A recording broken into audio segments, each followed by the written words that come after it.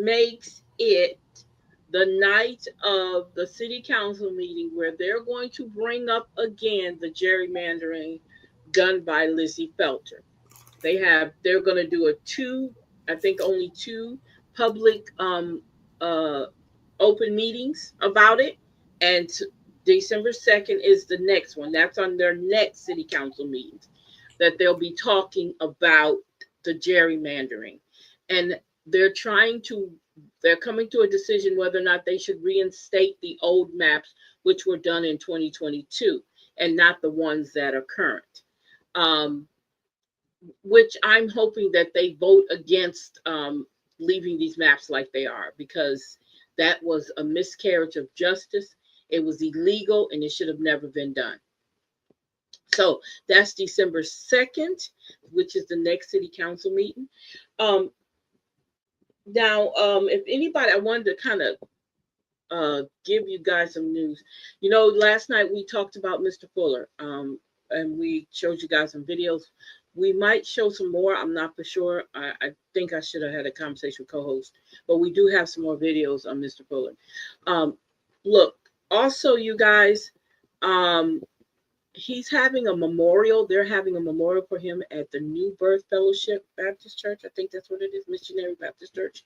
And I think it's on Enterprise. I'm going to double check, but I think, and it's at 2:00, and that's this Saturday. So I'm going to attempt to go if I can. I want to make sure the information is correct. So I will be checking on that. And that you can find the information actually was on KLB.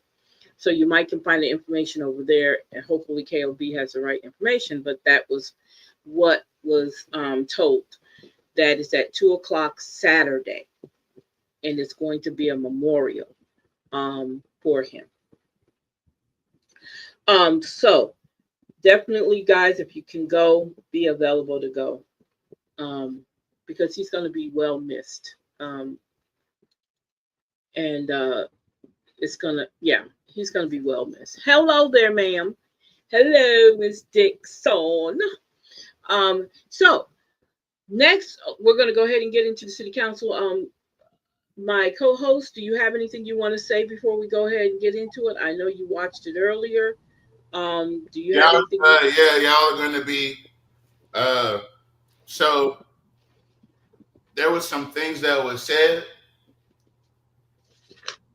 that we've said, that the mayor said that he had never spoken on before, but you'll see.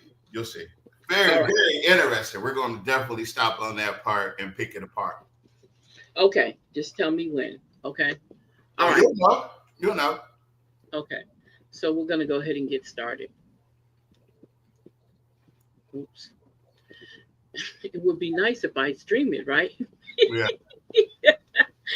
I was about to play it without streaming it. Hold up. A rebroadcast may be viewed on Optum Cable Channel 4. Keep going. Skip past this. The ALEXANDRIA website. What? Skip past all this. Okay. Have the invocation. Yep, that too. There's only a couple seconds. 2026. Number 4, Right. introduction of the ordinance authorizing the mayor to promote the city of Alexandria by entering into all contracts with bands and vendors for 2026 events and other matters with respect thereto. Number 5, introduction of an ordinance relative to the Alexandria Healthcare Initiative, LSUA, to authorize the mayor to execute on behalf of the city those necessary or desirable intergovernmental cooperative endeavor and joint services agreement and other contract related to the Jackson Street Allied Health Downtown Health Services Central Capital Improvements, more particularly described as local or other non-state capital project matches, to authorize the project. LSUA Downtown Health number 196022301. If 190024998. Authorizing the expenditure and encumbrance of budget and prioritized fund, authorizing agreements, commitments, and drawdowns with the state of Louisiana through the Division of Administration and or through the Board of Supervisors of Louisiana State University and Agricultural and Mechanical College, LSU, and other or through and with LSU, Alexandria, its foundation, and other related parties and contracts, and otherwise providing with respect thereto. Number 6, introduction of an ordinance authorizing an annexation of 6.896 plus minus acres tract of land located at 2711 North MacArthur Drive and part of lots 54 and 55 of Experiment Plantation, situated in sections 18 and 19 of Township 4 North, Range 1 West, Rapides Parish, Louisiana, AC1 Limited Commercial District, MFO Multifamily Overlay District. Zoning classification is requested upon annexation for the development of a nursing home. I need a motion, please. Move. And a second. Second. Moved by Councilman Fowler, second by Councilman Johnson. Any items to committee? It's 4 and 5 illegal. Can we do 6 to committee?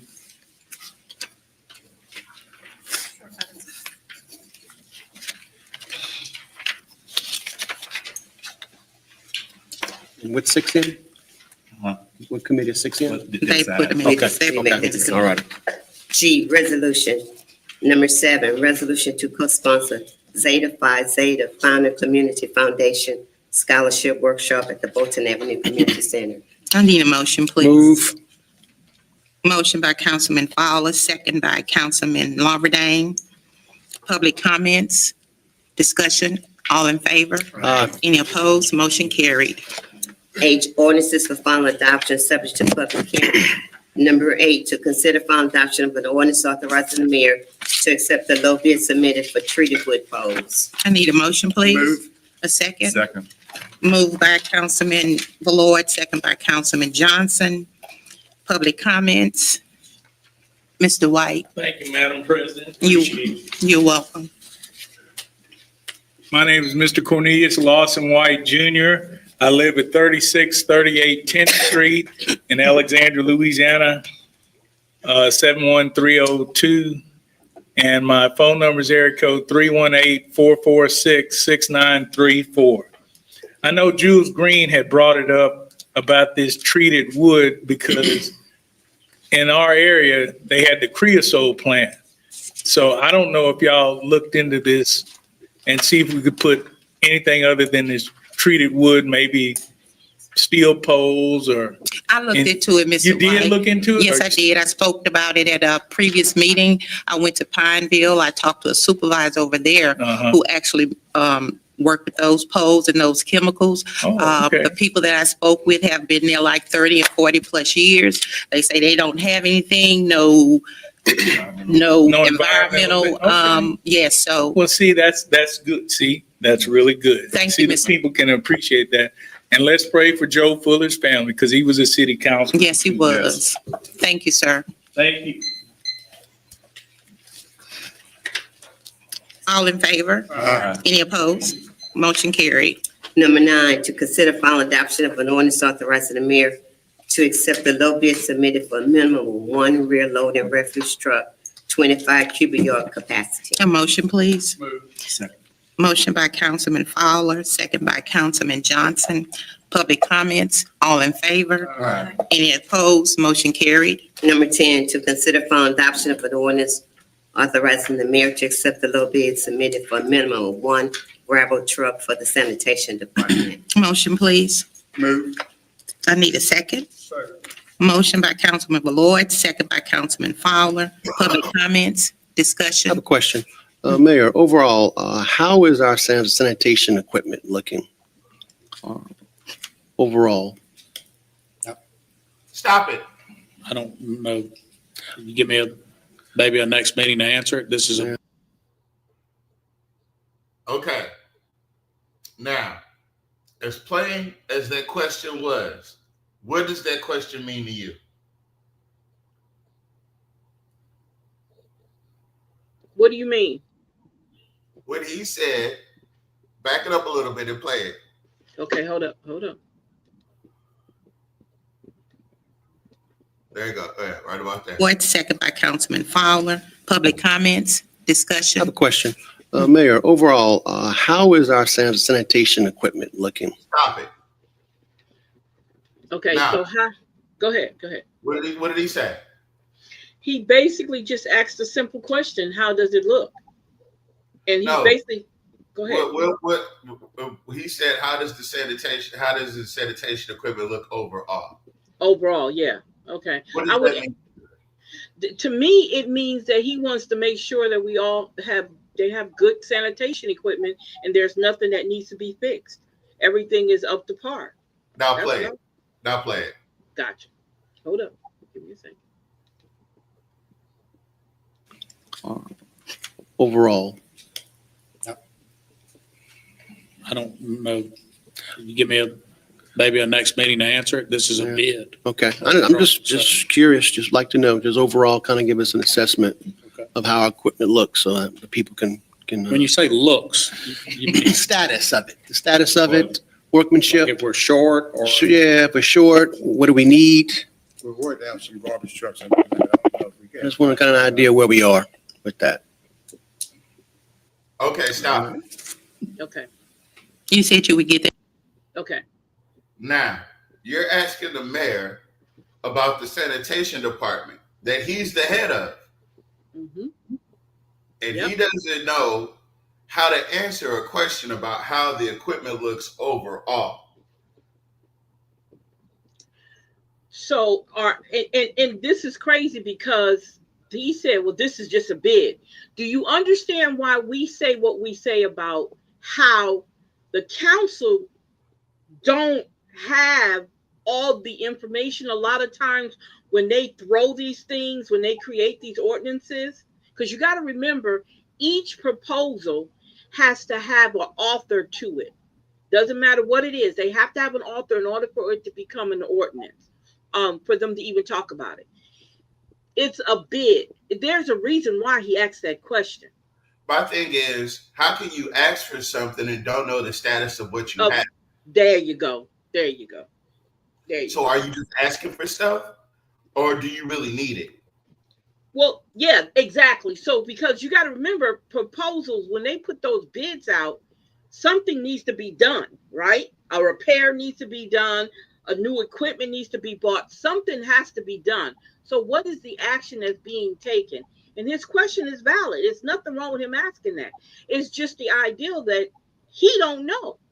Because again, y'all, you got to remember, Jock pretends like he doesn't know what's going on all his departments. Jock is a micromanager.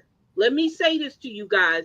We went over his personality a long time ago. He is a micromanager. There's nothing that goes on in the city of Alexandria that this man does not know what's going on. I'm telling you that. There's nothing that goes on in the city of Alexandria that he is not aware of. Nothing. Because he has his little flunkies that run back and tell him everything, right? So there's nothing that goes on in the city of Alexandria that he doesn't know. Shouldn't that have been a part of the proposal? What we Yeah. do have on hand, or what we do, Yeah, it should be a listing of everything. Yeah, I think it should be. You're asking for them to accept the bid. So why are we even bidding for this? Exactly. That should have been a part of, but that just goes to the larger thing that I'm speaking to. She's all over the place, yeah, and he wants their jobs too. Yeah, so that goes with the whole thing about them pushing through stuff and not having the proper, I want to say, vetting process, but they don't get the required paperwork that goes with it. But go ahead, hit the space bar instead of clicking it. Hold up.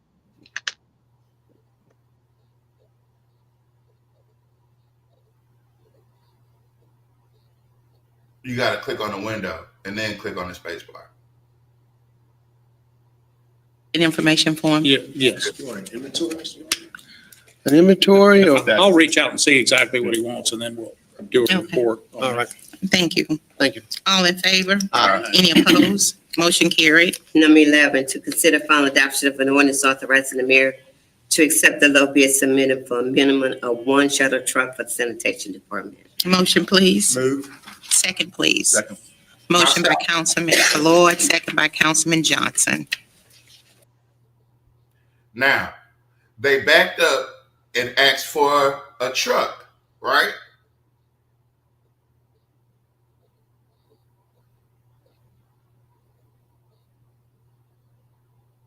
You on mute. Okay, I'm sorry. And Go so ahead. they turned around and asked for a truck, right? Yeah.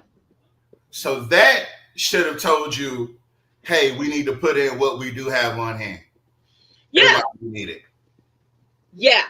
Yeah. That should be part of the bid. I mean, the proposal for them to explain to the city council, because there was no need for him to ask that question if they don't know.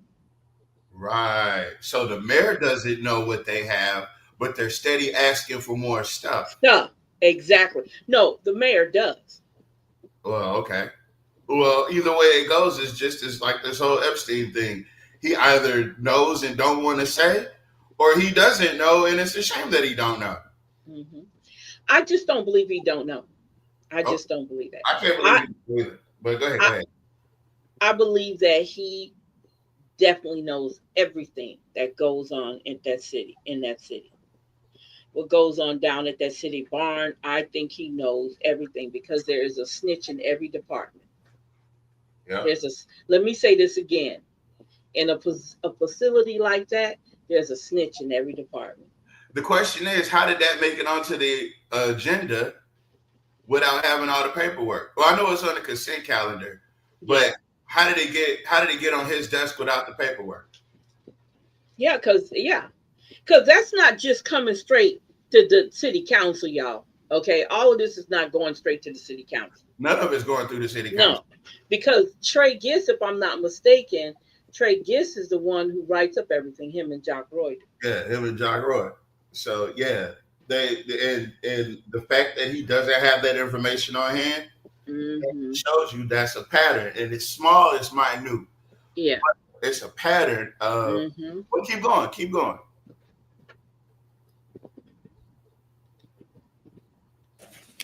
Any discussions? All in favor? Aye. Any opposed? Motion carried. Number 12, to consider final adoption of an ordinance authorizing the mayor to accept the low bid submitted for Masonic Court Sports. A motion, please. Move. Second, please. Second. Motion by Councilman Lloyd, second by Councilwoman Felter. Oh, Public wait. discussion. All in favor? Aye. Any opposed? Okay, so this is another thing I noticed today. So anytime she asks for a move, right, or a motion, right, Ballard typically is the one on certain ones that he says move, but the person that backs him up majority of this meeting is Gary Johnson with the second. Yeah. You'll see. Keep going. Motion carried. Number 13, to consider final adoption of an ordinance authorizing the city attorney to settle and compromise the disputes in the matter at the 9th Judicial District Court entitled Terry Holmes versus City of Alexandria, docket number 273418, and other matters related thereto. Motion, please. Move. Second, please. Second. Moved by Councilman Lloyd, second by Councilman Johnson. Public comments, discussion. You want to discuss this, Mr.? Yes, ma'am, if you don't mind. I don't mind. Okay.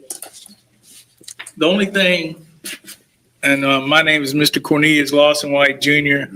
I live at 3638 10th Street in Alexandria, Louisiana, zip 71302.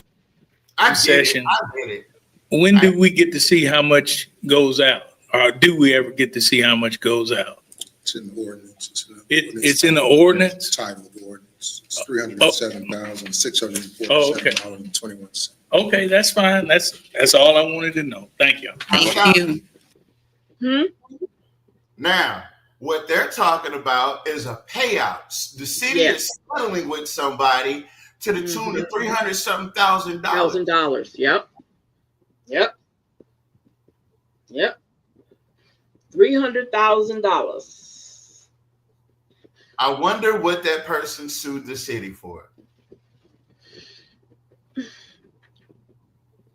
I know. I'm trying to figure out. That's not our family down in Ruby, Terry. No, rewind it back and hear the name. Yeah, I know the name already. You don't. I don't have to do it. I know who it is. I don't. No, I don't know. I don't know. I don't know. But it's a $300,000 settlement that's being paid out by the city, and that's what they went into executive session about. Yeah. City Yeah. council meeting. Yeah. But now that we know a little bit more about it, we can look into what took place. Yeah. And when we can find out what took place, then we know that the city of the city of Alexandria and all of their look, you got Jonathan Goins, you got Trey Gist up there, hell, you got Jock Boy up there, you got that other little dude up there. And all them people couldn't find a hole in that other person that sued them story enough to not have to settle. Because most likely, majority of the time, whenever you pay out, Tavares, is somebody that they actually were in the wrongdoing. Yeah. The city did something wrong. So the city was in the wrong. Okay, before we go any further, let's talk about the legal fees and stuff. Remember when Mr. Fuller, because Mr. Fuller did this. Remember when Mr. Fuller was trying to get our legal fees down? Because they come to find out that we were paying more for legal fees with all these lawyers stacked into the city of Alexandria, that they were paying out more than Shreveport. That was Gold Wings. Gold Wings eats all that up. No. This is all anybody they had contracts with to do legal, any type of. And we found out majority of the contract money went to Gold Wings. Yeah. So the thing is, they were spending more money in legal fees than the city of Shreveport. And Shreveport is 3 times our size. And what you find out is those are his buddies. Those attorneys were all his buddies. This is why we say what we say. We're not making this up. We don't have nothing. I don't have nothing against him. We're just pointing out when you have a mayor that does the things that he does and get away with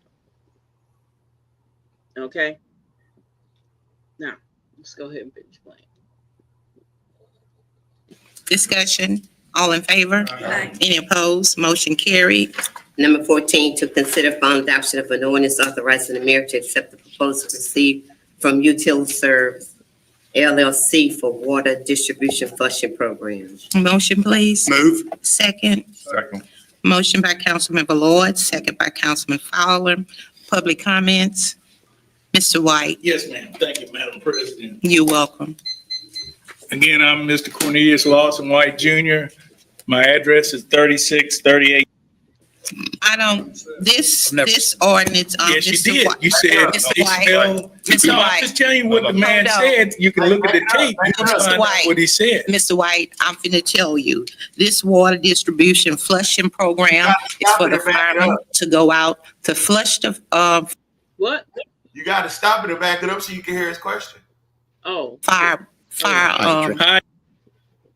Be periodic testing and everything. this Never- ordinance, Yes, you Mr. did. White. You said. Mr. they White. smell- Mr. No, I'm White. just telling you. Wait, you got 318-446-6934. Now on this, the mayor was talking about we'll probably be seeing brown water in our water and it'll be good to drink. So will they be periodic testing and everything?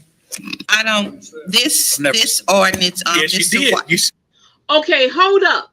Did you hear what he said? I didn't say that. Y'all remember? Hold up. Yeah, you remember when he said it? I remember when he said that. I remember when he said it. Doctor. Okay, so we were trying to figure out. Thank you, Miss Bell. We were trying to figure out who was. Where is she at? I need her in See here. if she can get in here. Yeah. See if we can send her the what's the name. We were trying to figure out what that was about. That's what it was. We were trying to get that information. Because the only Terry Holmes I know. No, we have to look into it. We have to find it and look it up. Yeah, we could do that. But did you hear what he said? If y'all remember, we played it on the show where he said that the water That- was fine to drink. Yup. He said, hell, even I got brown water. He sure did. He sure did say that. That's not no lie. He's telling the truth. Mr. White telling the truth. He did say that. Hold on. I gotta find Miss Linda I'm Bell. telling y'all, he has a certain hatred. Y'all don't want to admit it, but he has a certain hatred for Mr. White. Y'all, It's a disdain. It's not a Yeah. hatred. you can disdain. call it whatever. No, because disdain is worse than hatred. He abhors Mr. White. Yeah, he despises him. Yeah. He abhors him. He can't stand him. Okay. Let's see. Okay. You're gonna have to send it to her because oh no, Okay. I got it. You got it? No, I don't. No, I don't. Okay. I'll send it to her. I got it. Yeah, because Give me a second.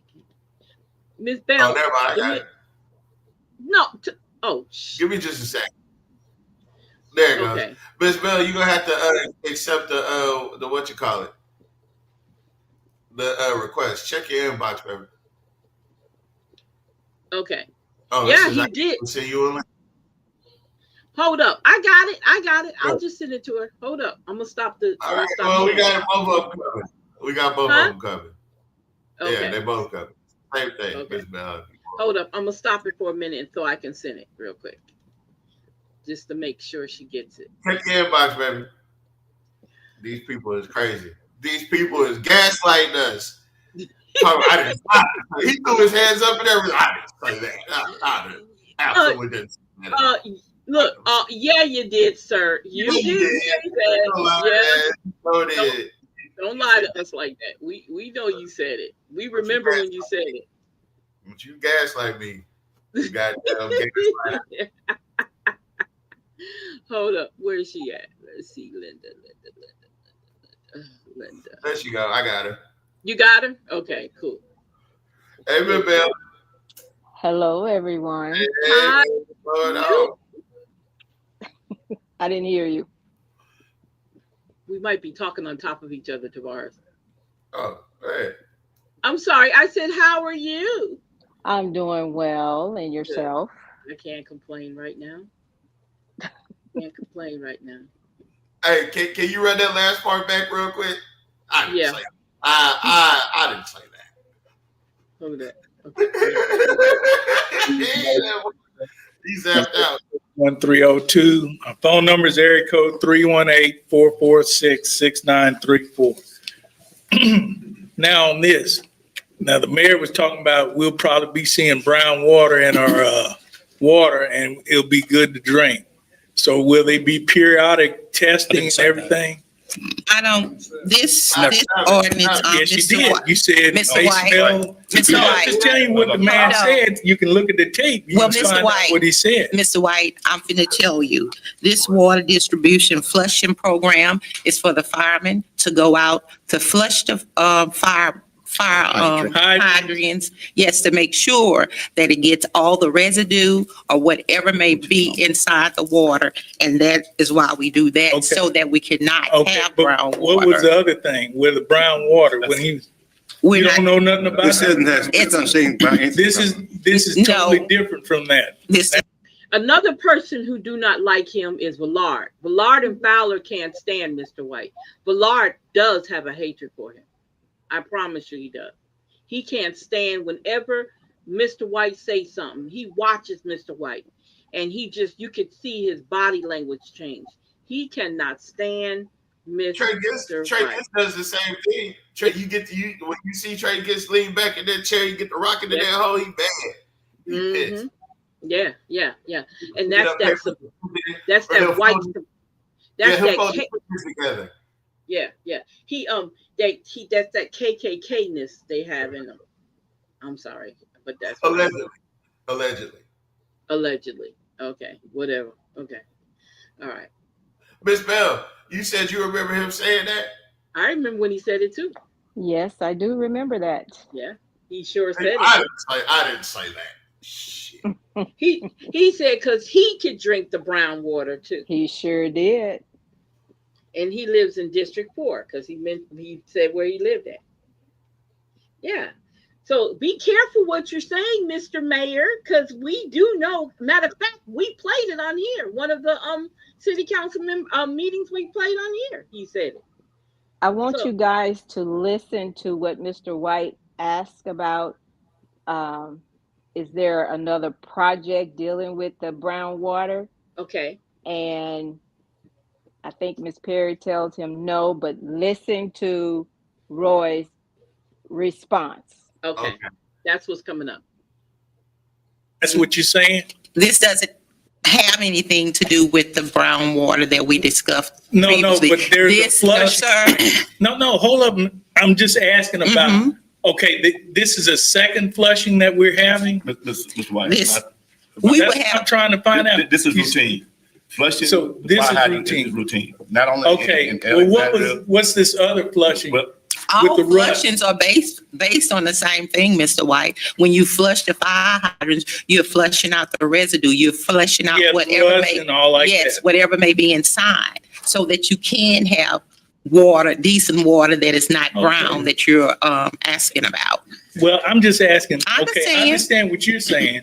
This is the routine, because I've seen the fire department come by, because I've got a hydrant on my corner spot. So I Yes, see them sir. come by. But the other flushing, what about that? That's the same thing. When you It's the flush, same thing? yes, sir. Okay, thank you. All right. Madam President, Yes, sir. just one question. You did answer the wheres for the fire hydrants. What is the occurrence of those flushings, Mayor? Whomever can answer that. What do you mean the occurrence? How Oh, often often. flush? We're the fire department is constantly in a state of flushing. That's what is part of keeping our fire rating #1, which we've achieved for the first time. We also have several other projects that flush that are separate from the fire department flushing that we've gone over quite a few times this year included, where we have the unidirectional flushing, so you're pushing sediment one way. We have several different programs that overlap. Two of those programs were already approved. Oh, okay. Think this I'm year. sorry. And I'm sorry. It's loud in my ear, so it's hard for me to okay. hear. Yeah, so listen. Did anybody catch, Miss Linda, did you catch that? Yes. Now, what he's saying is that the fire department is always in a state of flushing. Okay?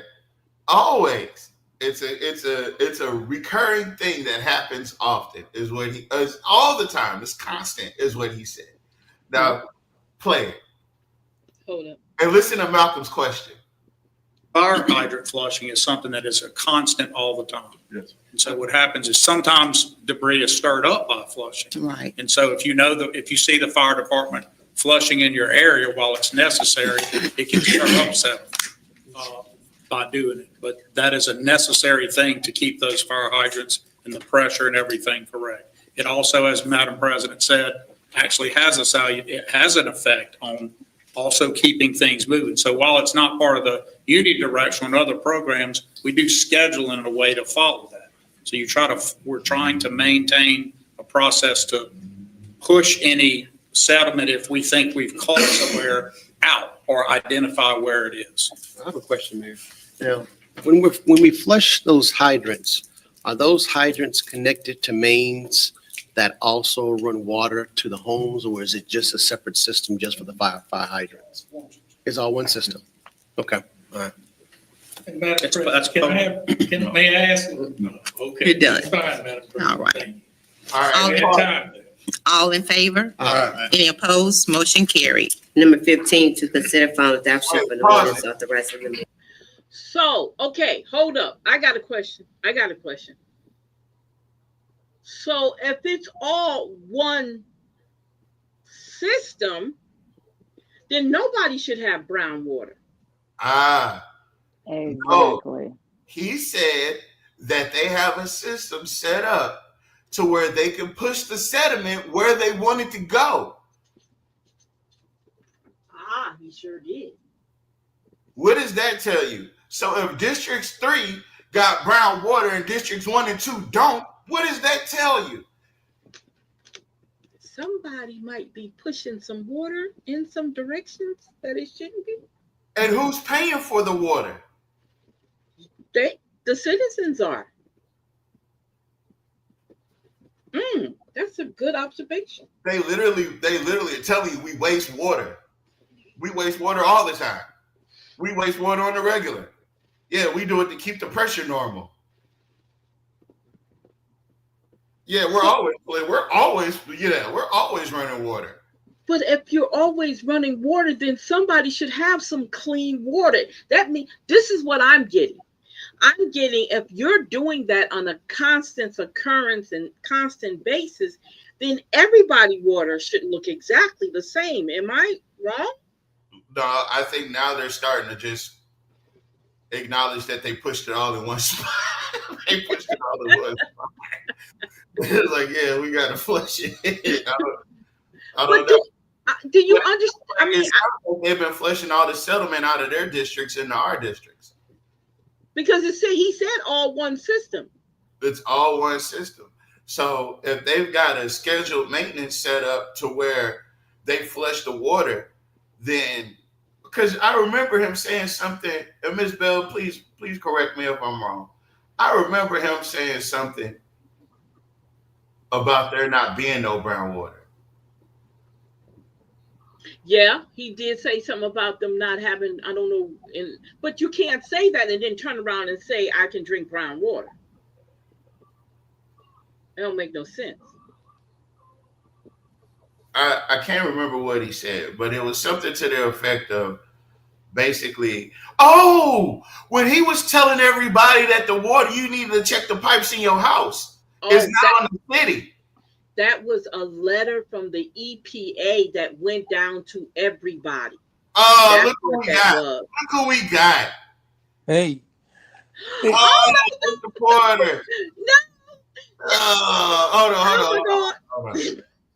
Hey, folks, I had to call in. I was listening on the computer while I was doing some other things. But let me clear up something for you. This talk about flushing, what they're doing, they're just opening up a fire hydrant and just let it flow. So the water's just going into a ditch or in the street or whatever. So what Fowler told Malcolm is not true. And of course, District 5 don't have these problems, right? So Fowler wouldn't even know what we're really talking about. Vallard never really go into districts 1, 2, or 3. So he probably have never witnessed this. But when they're talking about flushing, they are opening up a fire hydrant and just letting that water flow. Now, this is what the situation is. We have wells that provide water for the city of Alexandria. The strata where the water wells tap into, when the water flows through those wells, it also brings sediment and things that's in the strata where the water is located. So that flows into the system. And depending on which wells are going into certain parts, certain sections of the city, those sections of the city, districts 1, 2, and 3, get a lot of sediment. Now, here's what causes a bigger problem. A lot of areas in districts 1, 2, and 3, because District 2 gets brown water, District 3 gets brown water. The problem is a lot of those pipes are very, very old. They're more than 40, 50 years old.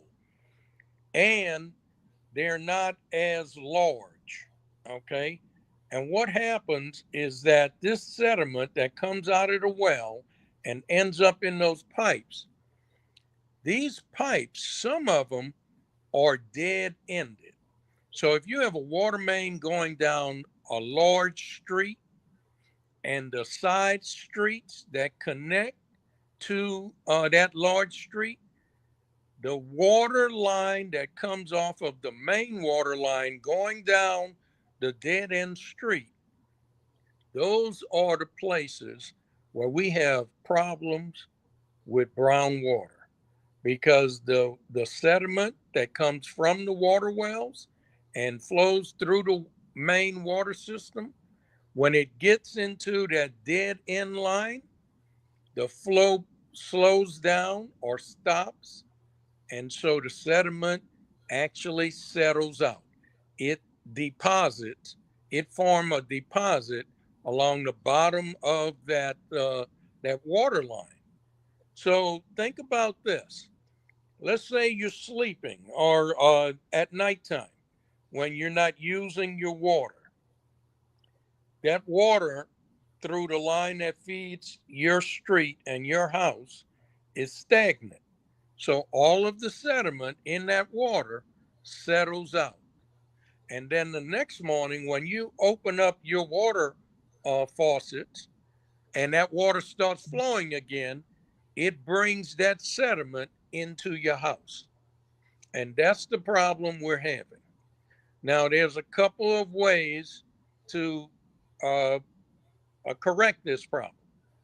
And one of the ways that the city is using is to come out and open those fire hydrants that's on that street and let that water flow and hope that water, the flow of that water, is moving all of the deposited sediment that's in the bottom of that line that feeds your house. So when they're doing that flushing, that's what they're talking about. It's not flushing into another line that's recirculating that. What it's doing, it's flushing it onto the ground. Now, if y'all could remember a long time ago, I went out to Miss Velma Jacobs' house because uh, they were having brown water problems, but the hydrant was right across the street from her house. Well, they flush that so often because she's on a dead end street, like most of the other ones along there. The problem was all of the flushing they did was eroding the ditch and the sediment that was underneath the street. So they had a major problem. Okay, they were trying to correct one problem and they were causing another equally disastrous problem. So here are the things that the city would need to do to correct the brown water. They would either have to take those uh, wells and put some kind of sediment filtration on there, and that's very expensive to do. It'll take several $1,000,000. Okay. The other thing is you take the lines, those dead end lines, and you make it a continuous loop so that it doesn't just dead end and the water becomes stagnant. And when the water stops flowing, the heavy particles, the sediment drops out. It settles to the bottom. And so that's a problem. So what they would need to do is either go in, put larger lines in there, and make them continuous to where if it comes down one street, it'll make a U and go back and connect into the another line going somewhere else, and it would keep flowing, so it would not stagnate and drop out all of that sediment. The other thing that they would have to do is to put filters on everyone's home where they have these dead end lines. Now, if they did that, that's very expensive also. Okay. Now, the problem with that is they would have to go into each individual home and do some work on the piping system and put filters there to trap out or collect the sediment. those filters would need to be changed on a regular basis, whether it's 3 months or 1 month or 6 months, but they would need to do that on a regular basis. Okay. And if the pressure drops too much, that means the city would need to install a pump to help get the water into the homes. So either way you do it, it's going to be a major capital project. But this nonsense that Fowler just told Malcolm, that's not true. That water does not go into another system. It goes into a ditch or it goes into the street. And if they are always flushing, that means you got some big problems with sediment settling. But now keep this in mind. District 4, Districts 5, they don't have this problem. District 1 got it to a real low frequency, but District 2 and District 3, they have brown water issues. And they're just not telling the truth here. And unfortunately, our council members don't know enough about the problem to really be able to explore it further and ask more questions. But I had to call in. I was doing some work on a computer, but listening to the show just to make sure you guys can go away with the correct information. And so that's what the deal is. Thank you. How you doing? I'm good. I'm good. I'm hanging in there. And by the way, your show the other night, the tribute to Joe Fuller, it was excellent, and I thank you for doing that. That was great. Yeah, Thank you so much. yeah. You're welcome. But look, Mr. Porter, before you go, baby, look. So they're saying that it goes into all one system. They're saying even when they flush it out, it all goes in one direction. No, that's not true. See, because Okay. when they flush, they're opening a fire hydrant, taking the. Mm-hmm. You know how in New York, when it got hot, we used to open the fire Yeah. hydrants. Yeah. Yeah. Well, Sure did. that water just going on the streets, right? Mm-hmm. Yeah. They're doing the exact same thing. It's just that instead of cooling off the kids, it's just trying to remove the sediment that has settled in the bottom of those pipes to Mm-hmm. get them out. And the way they do it, they just open up the fire hydrant and let the water flow, and hopefully it takes the sediment out with it. Mm-hmm. And they do that from what Jack Roy said, and I don't even know if he knows what he's talking about, to be honest. But Mm-hmm. I don't know either. It's just that if if they're always flushing, then that's a big problem. Mm-hmm. And then your other question, who pays for it? So the city of Alexandria owns the water wells. Yes, that's right. So the water that gets charged is whatever goes through meters. Mm-hmm. Okay, so if they're flowing it through the water hydrants, it's not going through your meter, so you should not get charged for it. Mm-hmm. And since we own the water wells and the reservoirs, that just ends up water that's being wasted, that water that we could use, but it should not be water that the citizens are paying for. Only the water that goes through your meter Mm-hmm. should you be paying for.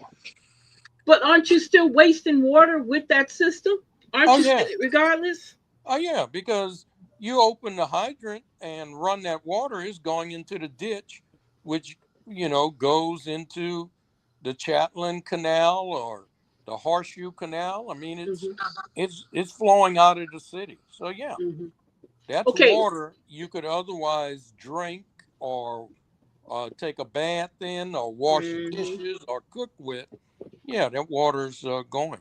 That's right. Okay, now I don't know if you remember when we did the show about Cure, when Cure came in, which was DeVee Thomas and all. Thomas DeVee came in and gave an analysis about how the utilities need to be redirected or whatever with the money and stuff. Now he also mentioned, the other guy also mentioned about selling the water, saying that we have water that could be sold like other cities do. They sell their water to other cities that need water. You understand what I'm saying? That would be a profit. That's true, because the city of Alexandria owns several water wells. These are reservoirs that I think are about these are water stratas in the earth, underground, that's about 300 feet, 400 feet below the surface. And we have wells drilled into those stratas. Okay. And so we pump that water from the stratas into our water towers.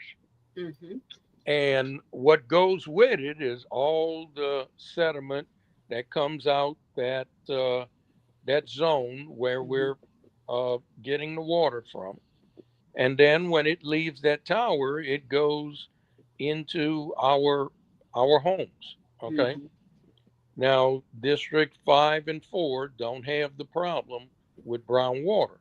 And when Jack Roy claimed he got brown water also and he drank it, he's lying to us. He's just bold-faced lying to us, okay?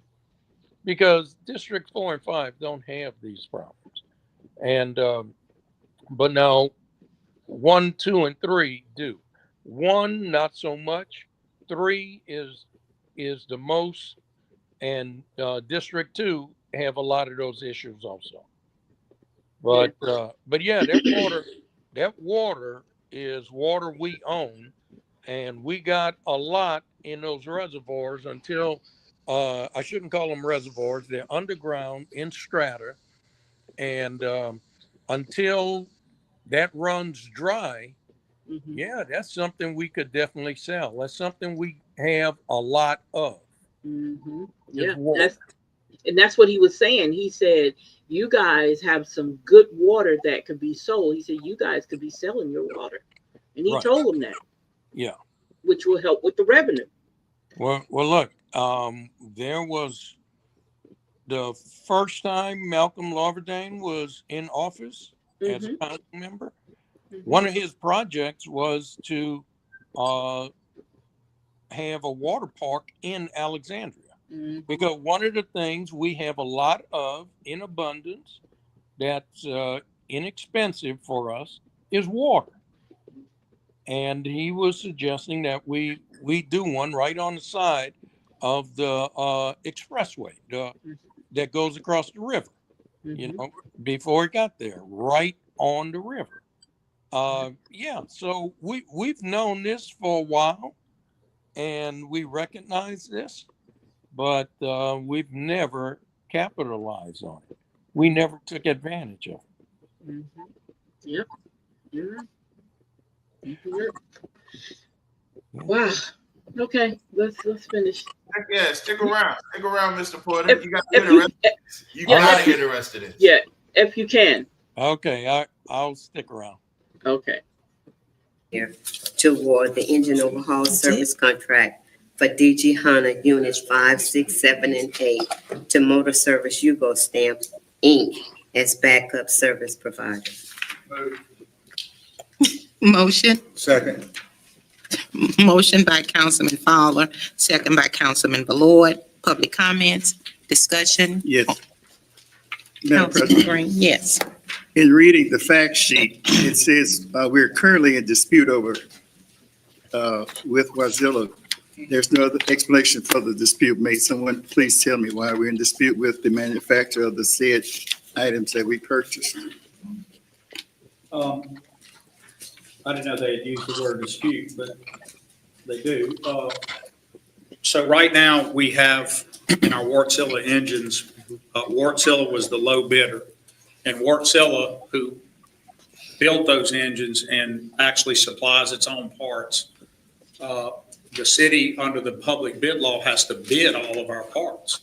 And so part of bidding, as all of you know, you can't necessarily bid, I want a Dodge truck that is sold at such and such place, because you're reading the bid law. You'd have to say the specs, and Ford and Chevy could both Bid on it. you know, they can both bid on it. And while everybody may want one kind of truck, it doesn't work that way. In a similar way, but in a much more, I guess I would just say, a less practical issue, because you're getting into very unique parts that are constructed with certain tensile strengths. So how much heat they take, it could be off by just the tiniest amount, and it would be a problem. Unfortunately, our bid law in Louisiana does not make any exception for parts, even for our utility system at that level. So when we bid the parts, we get back on a separate bid whoever's the low bidder, and they will bid in non-OEM parts. And all of you know that's non-original equipment manufacturer parts. So just like when you have I can't think of the name of the most popular one, but the one that insures your car, and you go and you call your warranty in and you go to the spot, they can use non-OEM parts. And you say, no, I have this nice car, I want you to buy new ones. And they say, we don't have to, we can go get these parts. And you may take that to the shop where you're going to do it, and they don't want to use that part. They want you to get a BMW part or a Mercedes part for whatever your nice car is. You get into a battle about it. In a very similar way, that's what's happening here.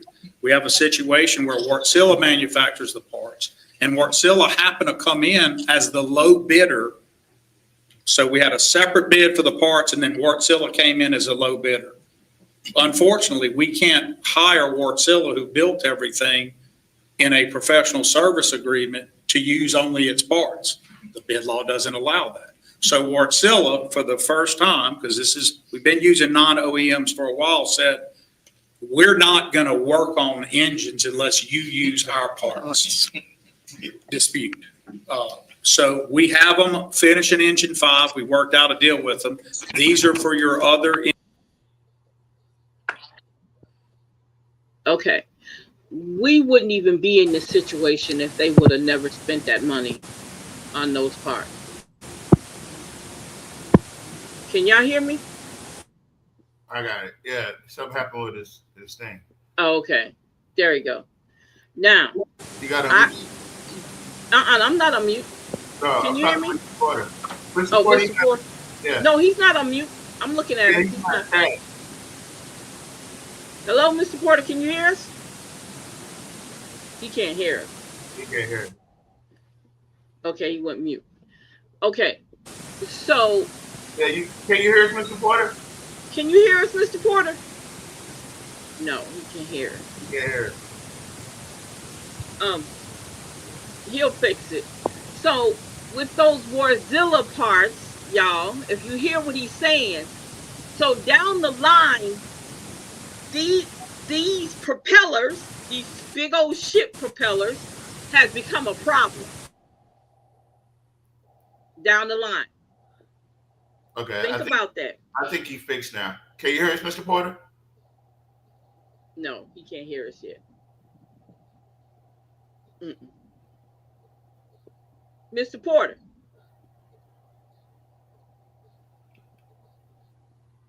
He can't hear us yet.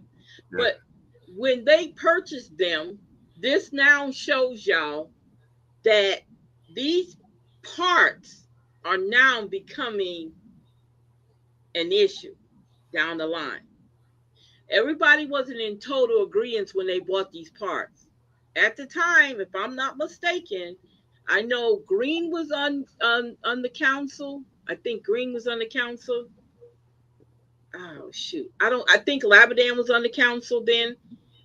Because I remember when they brought it up, when they started talking about it. And I remember I think it was after the purchase of them.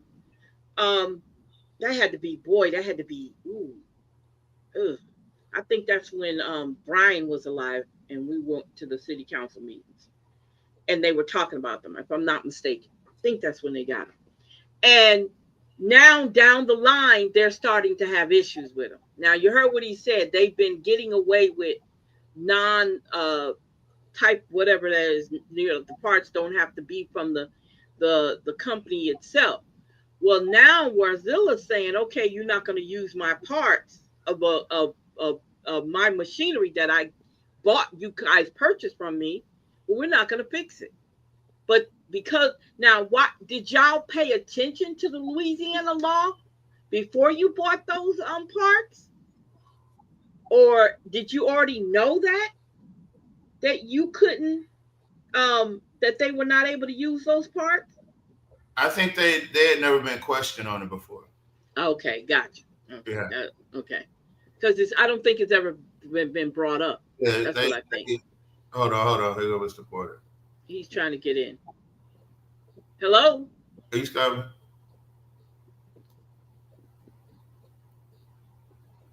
Because I know that was a big thing, and a lot of, there we go. Can you hear us, Mr. Porter?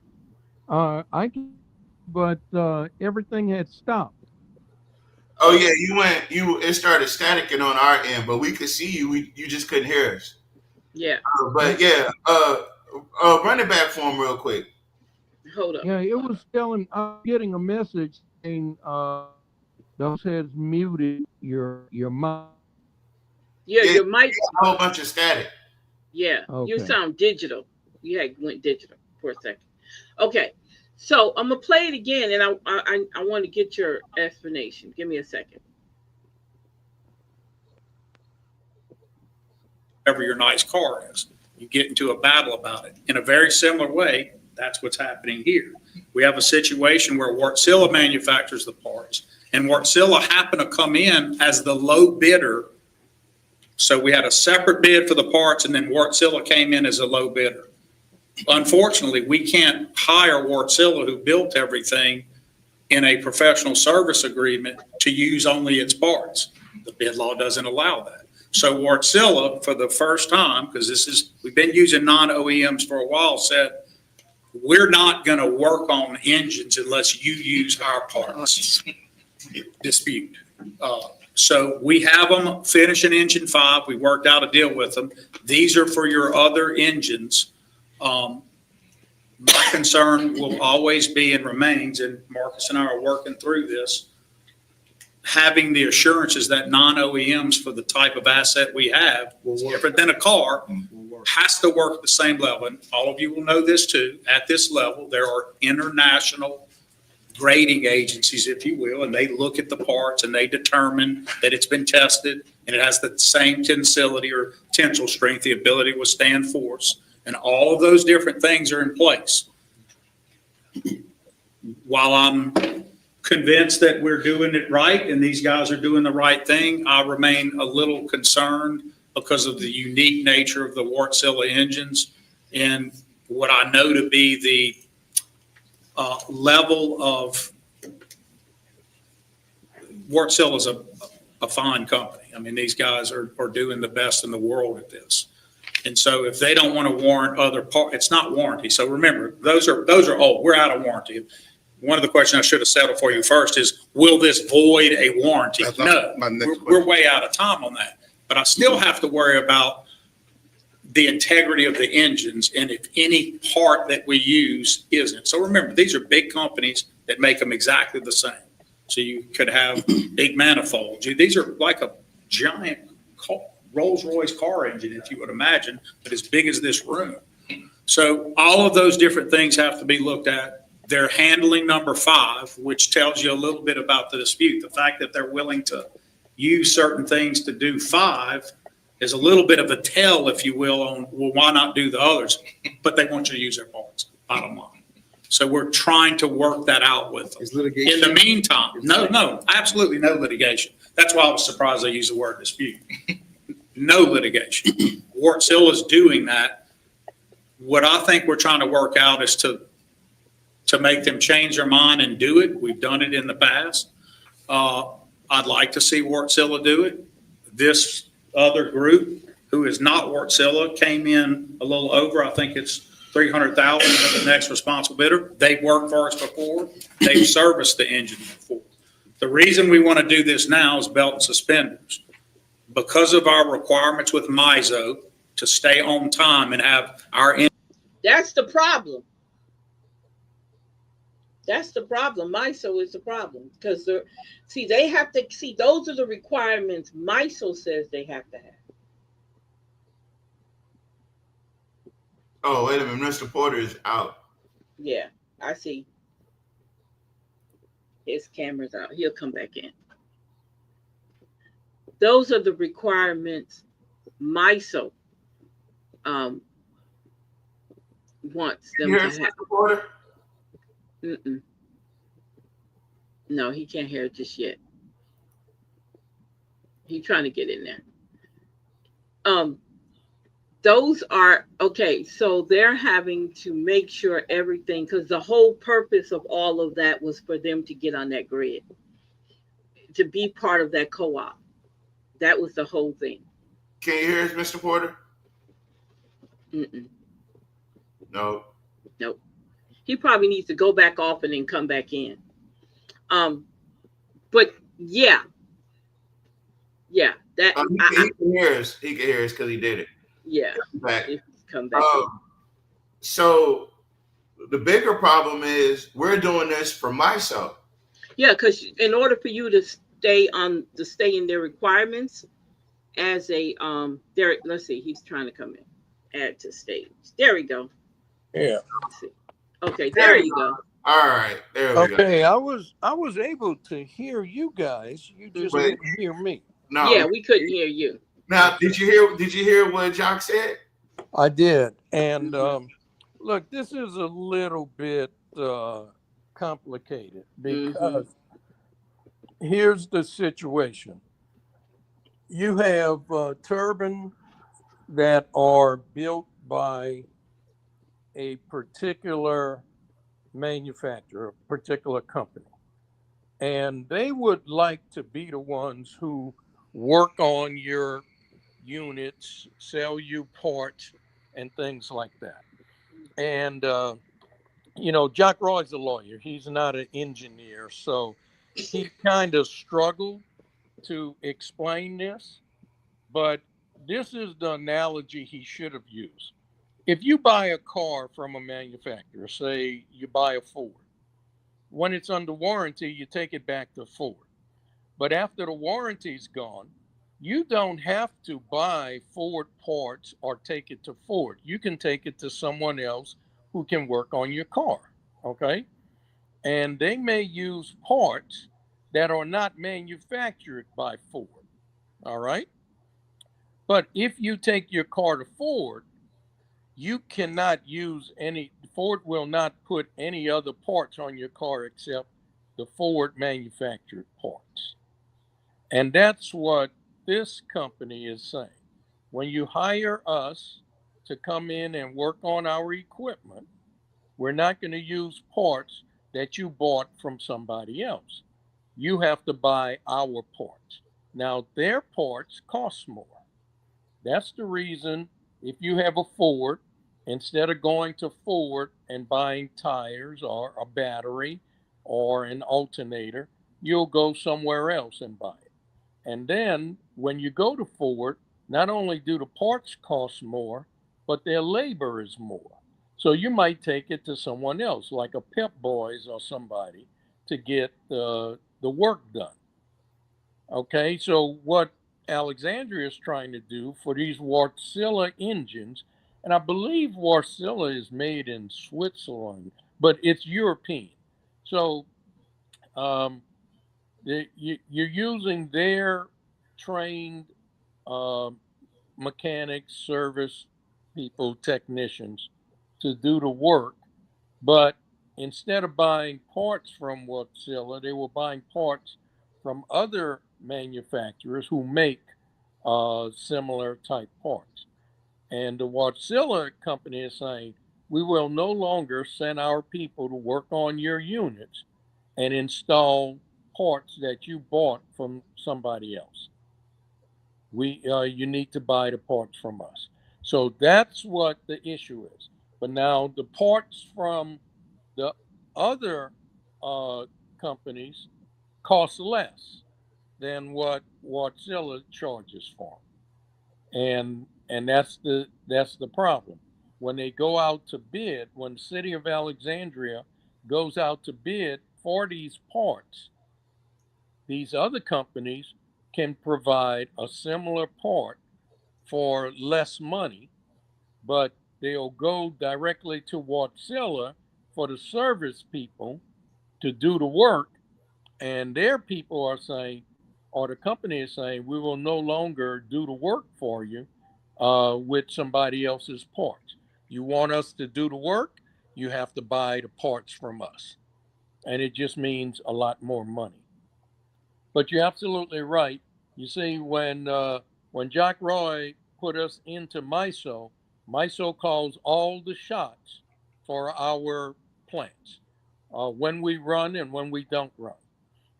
That's the agreement with MISO. So that's what landed us in this situation. And so all those times y'all had to vote on those Wartsila parts, that like that wasn't the OEMs, or was that the actual Wartsila parts? Yeah, that was. I believe that was the OEM. That was the original equipment manufacturer, who is Wartsila, and that's that. I do believe that's what that all of that was. And look, that comes up almost every month. Every month you got that on the agenda. Yep. Right. That's a lot of money. And you know what, you guys? These are ship parts. Yeah, it comes over there. They do not have a manufacturing plant in the United States. All of that's coming from Europe. They have an office in New Orleans, but they don't have a plant. Yeah, I don't know if they stock parts there. Maybe No, they don't. They do not. Okay. No. And look, it's an international work boat show. So this is boat parts. Well, turbines are used on a lot of different things. They're used on boats. They're used on trains. They're used in airplanes, not these big type turbines, but yes, those turbines can be put on big, huge vessels, ocean-going vessels, to drive the propellers to run, to propel the ships. And you're probably familiar with that, Tavares, having been in the Navy.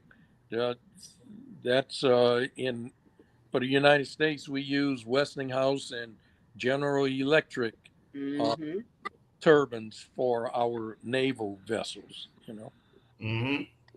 Yes, sir. Wow. All right, then. That's a good explanation there. Okay. So, you know what, Mr. Porter, you're correct. Every month we doing something to them doggone DG Hunter units. Every month. So Every what's month. going on?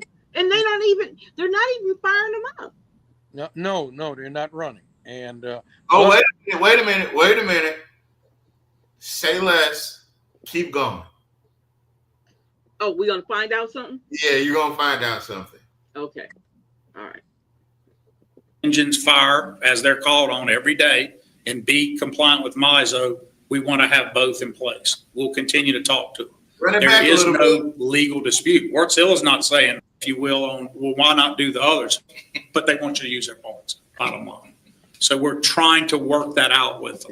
In the meantime, no, absolutely no litigation. That's why I was surprised they used the word dispute. No litigation. Wartsila is doing that. What I think we're trying to work out is to make them change their mind and do it. We've done it in the past. I'd like to see Wartsila do it. This other group, who is not Wartsila, came in a little over, I think it's $300,000 for the next responsible bidder. They've worked for us before. They've serviced the engine before. The reason we want to do this now is belt and suspenders.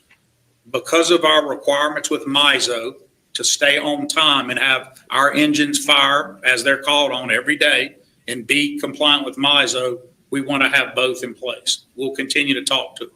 There is no legal dispute. Wartzilla is not saying we're suing you or anything. They're just saying we won't work unless you buy our parts. We're constrained by a bid law that in this case, I think.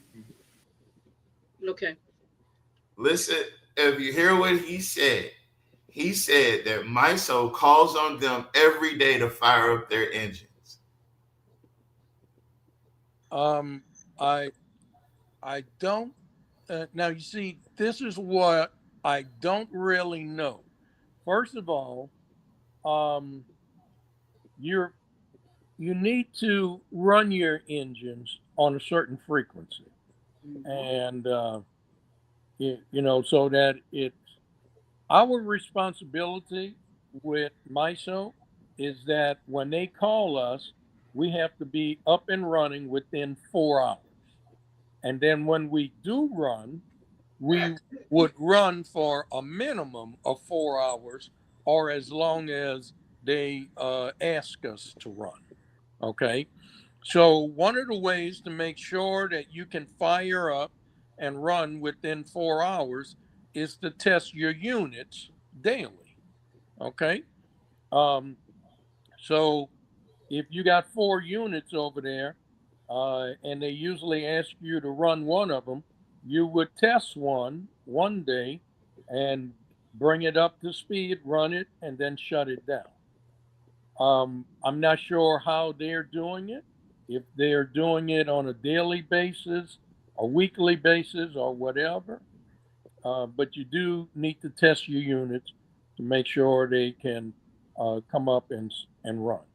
Now, the other thing is that maybe MISO does call them and ask them to run, but if they do, it would be the shortest amount of time they would ask them to run is 4 hours.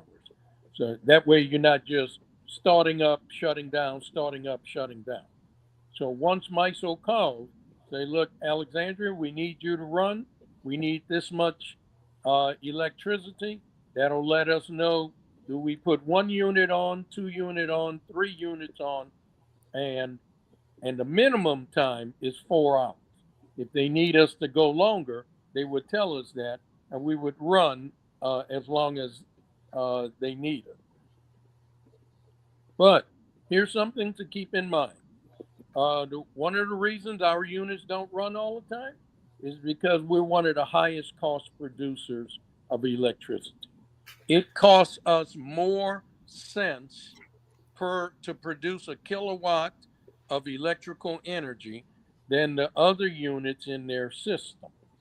So they run the lower cost ones first, and then as they have more of a need, they'll bring on the higher cost ones later on. And that way, MISO maximizes its profit.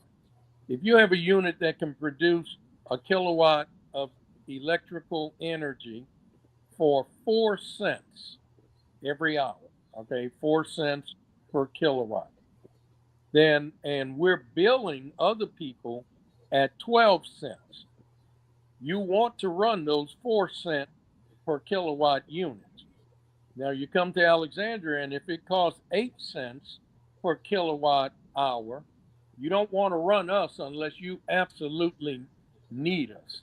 That's if another unit just can't, has to shut down for whatever reason, and we can't meet our, MISO cannot meet their commitments, or if they have to take a unit out to overhaul it, and they do that every 6 months, then you need somebody who can run while the other units are being overhauled.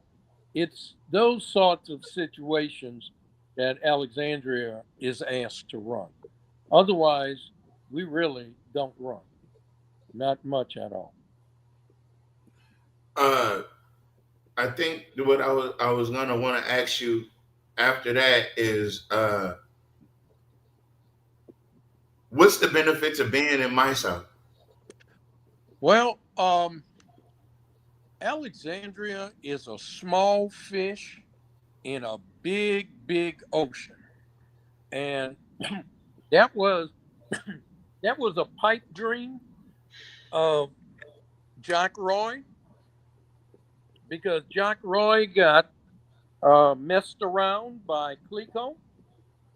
And so, with his mentality, he figured, okay, you got the best of me. I'm going to show you. I'm going to cut off my nose to spite my face.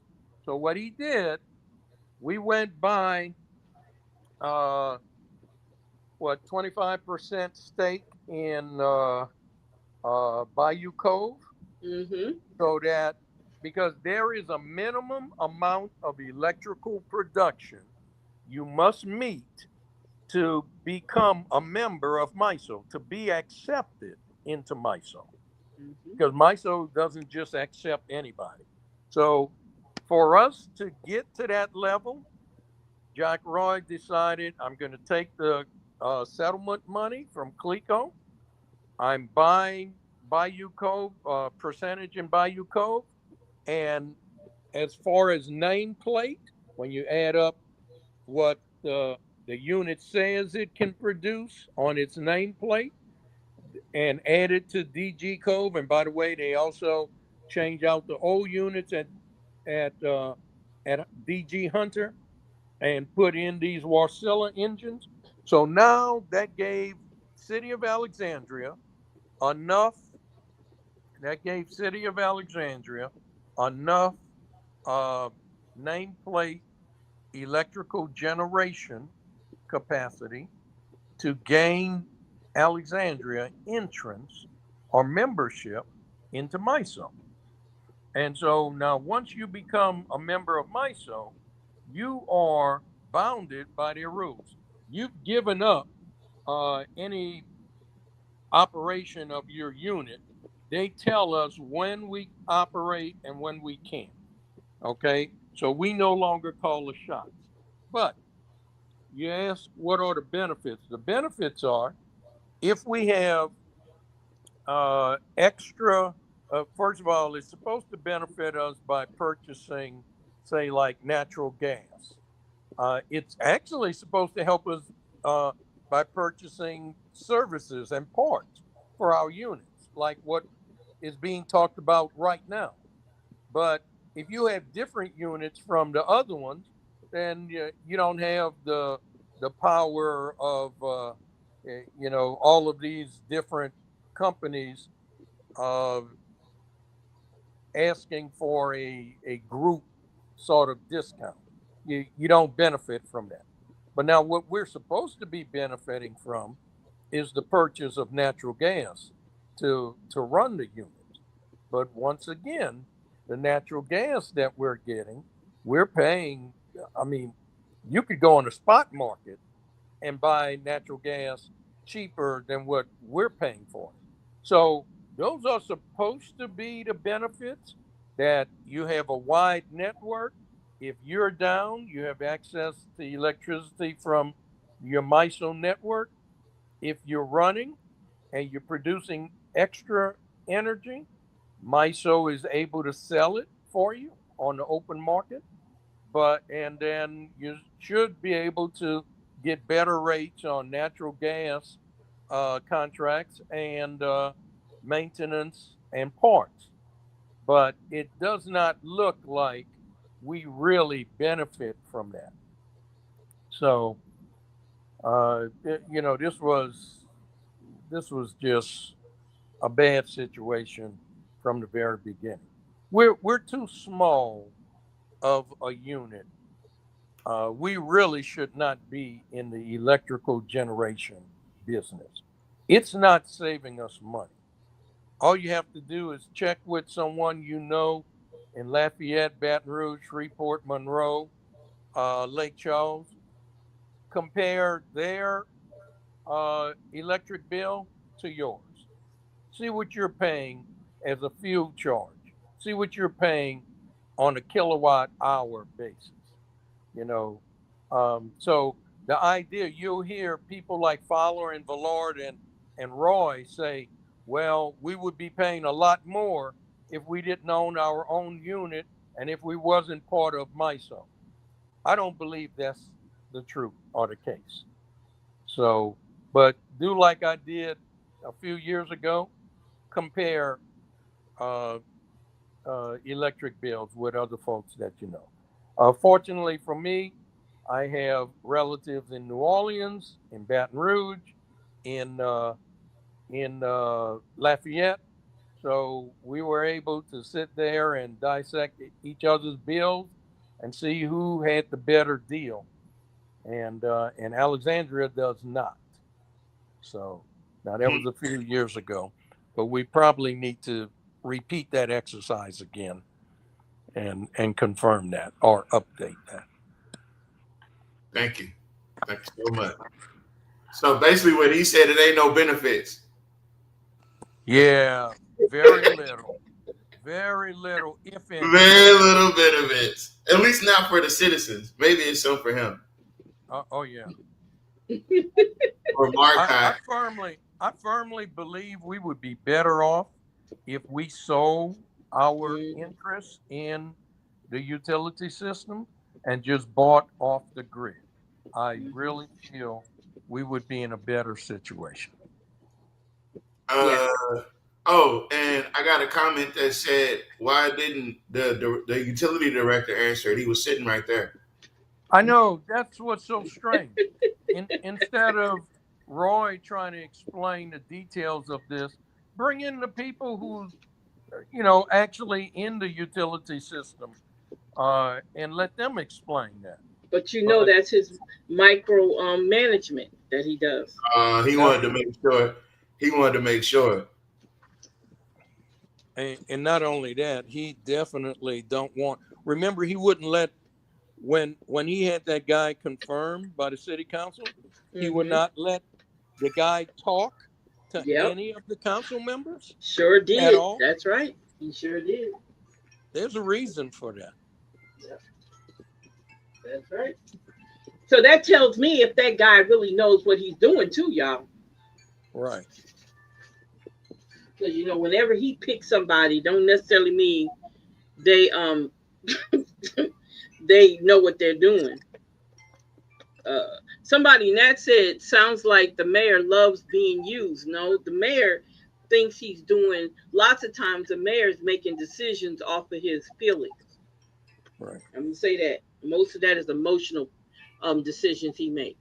Like you said, Mr. Porter, when he did that, trying to get back at Clico, but you still have to use Clico. Nobody wants to talk about that part. You still taking fuel from Clico. Not only fuel, but electricity. So, I mean, electricity. That's what the word I wanted to use, electricity. Because look, the DG Hunter plant, it cannot generate enough electricity to supply all of Alexandria need. So we're constantly buying off of the grid. And when MISO tell us don't run, that's because MISO can produce the electricity cheaper and sell it to us. And guess what? One of the people MISO gets the electricity from in this local area is Clico. Clico, yeah. That's right. That's right. So you can't make that up. Yeah. So we really should not be. We should not be in the electrical generation business. Let's say that loud enough. You might get offended. Yep. I hurt his feelings. Yep. And understand, we still are in debt for the bonds that the city went out and get in 2013 and 2014 for to purchase the Wasilla engines and the 25% of Bayou Cove. So we're still paying for that, and we will be paying for that until 2030, 2040. Yep, sure is. You're right. Now, let me ask you something. When did they buy those, what's the name? When did that happen? I think that was 2015. 15? Okay. Because they floated the bonds 2013, 2014. Mm-hmm. So I think they bought the engines in 2015. Okay. And it's possible they could have bought them a year earlier. I remember when they did the city council meeting, they were talking about it, but I couldn't remember what year that was. I couldn't remember the year. That's what it was. I thought it was I thought it was during the time before Brian passed away, but it wasn't. It was after. Okay. All right. Okay. Hold on. Did you see the article on KLAB about Clico warning for a scam? Yeah, I saw that. I saw that article. That Clico saying some people are calling, saying they're from the utility company or something. Don't they do that like every year? They don't. Every year around the holidays is always some type of scam. Always. It's always one around the holidays. Last time it was the restore scam. Well, look, they do that with the Alexandria utility system also.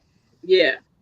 I've gotten in the past, I've gotten some calls that said, well, your payment didn't go through, and so you can send your payment here within a certain amount of time, and we will not charge you a late fee, you know. And so when I checked to see if my payment went through, it certainly did. So these are some other people. And then when you look at where they were asking you to send or make a payment, then it had nothing to do with the city of Alexandria. So that's been going on in the past. Now they hadn't done that lately. I hadn't received anything like that in the last few years, but we used to get targeted by that exact same scam. Mm-hmm. They do that with the computers too, saying that you have something going on with your computer. They'll say they're Microsoft Office or something like that. And they do the same thing with computers. And they haven't contacted you yet, is what you're saying. Yeah. Yeah, no.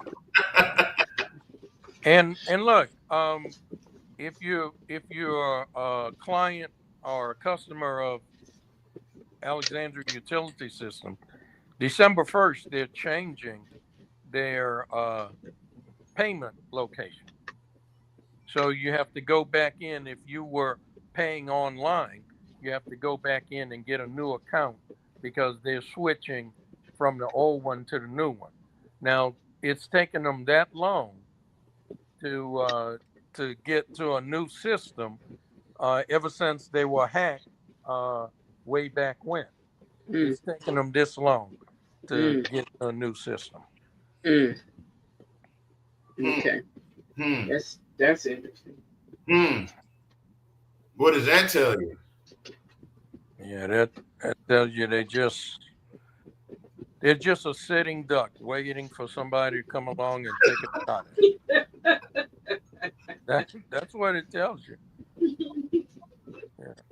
Because in between that time, they could have got hacked again, right? Yeah, absolutely. That's right. That's right. Oh, Lord have mercy. Okay. Antiquated is not the right word. I don't think the bid law, it is not the norm for cities to have a full muni as we do, Mr. Lawverdain, as you know. So it's just not something they consider. You can imagine that over the decades, people have argued this about vehicles too. And that doesn't make it because people say a Chevy and a Ford, we're not going to let you only get a Chevy because that's what your guys want, or only get a Ford. Typically, these guys. This is different. These are different kinds of parts. Typically, these guys can make these moves with private companies. And yes. And since we are a municipality. That's correct. It doesn't quite jive. A private company can elect and say, we're not going to risk it. We're only using Wartsila parts. And they're at the mercy then of however that bid is, because even though they're not required to bid as we are, they bid, right? They get. So we shot a can over the bow, and we're seeing what we can do about it. Well, R equal has to be R equal. It can't be anything else. So these are certified. Now you hear the two people that's talking, right? Mm-hmm. Those two people, Mr. Porter, please correct me if I'm wrong. They were on the city council when they got those back in 2014 and 2015? Yes, definitely. And I think they voted for it. Yes, definitely. I think so. That's why you'll hear certain subject matters that they talk about. Oh yeah, that they YouTube chime will in speak on up it. for. They'll chime in on nothing else. They'll chime in on that. They'll chime in. You'll know that they had a part in it when you hear them two talking. Whenever those two talk, you know they had a part in something. It happens every time. They can't hide it. They don't know how to play it off because they know they had a part in with that Mozilla. By international organizations, Gary, if you imagine they have some. Oh, it was made. It's originally in Finland, Mr. Porter. Tube or part that goes on this giant. I don't know. Give me a name of a part on it. What's the one we were talking about earlier? Acres apart. That's the one that Mozilla uses. I'm trying to give them a car comparison. Give me something like you have in a car. We do have big spark. It is. There's a system of that. I was going to say carburetor, but I don't want to say that. So a water pump. So they would test that. They would test that strength of that pump at all of those same pressures with tensility. The tensile strength of that has to operate the same. So they're going to apply that force. So again, why isn't the utility director explaining? That was the utility director. No, but he couldn't even. Okay, listen again. Who's doing all the explaining? Okay. That should tell you a lot because I don't think he's really familiar with that Wasilla.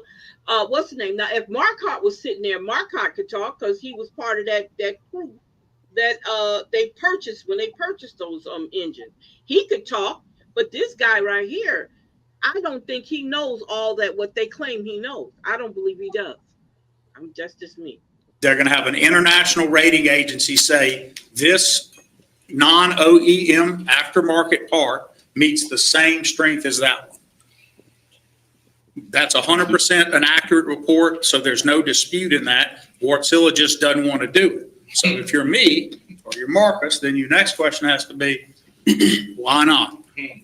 And does Wartsila do a set of tests that are more rigorous and is something we have to worry about? We have had a rebuild already. It has not been an issue, but I would never say, nor would the utility director say, that we don't both think that Wartsila parts are better for Wartsila engines than non-Wartsila parts.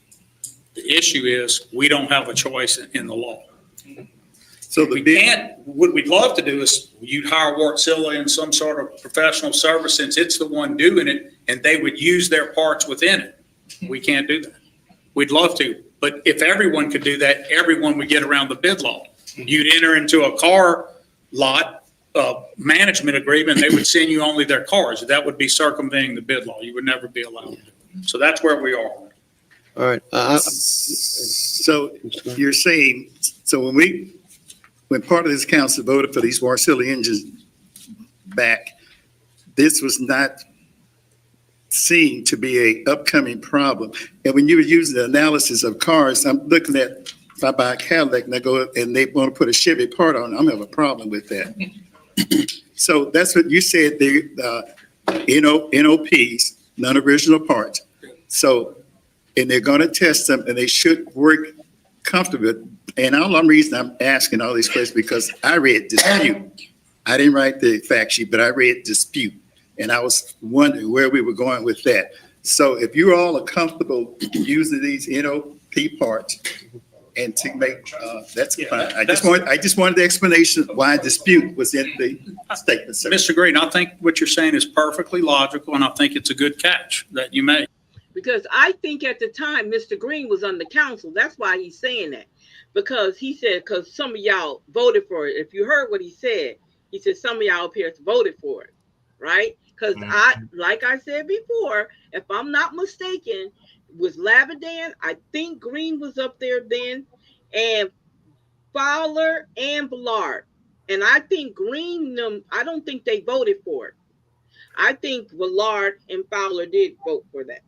That's why it came to my mind when he said that.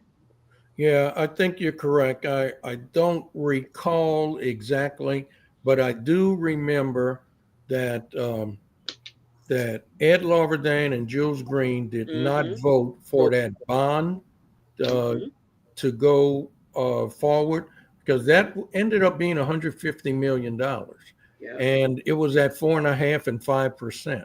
That's back in 2013, 2014. Now, other cities that floated utility bonds during that time, they were getting 2.75, 3% interest, and people were buying their bonds. We were at 4.5% and 5%. And they still never explained why that was. But Harry Silver, Fowler, Villard, and I guess it would have been Roosevelt. Roosevelt.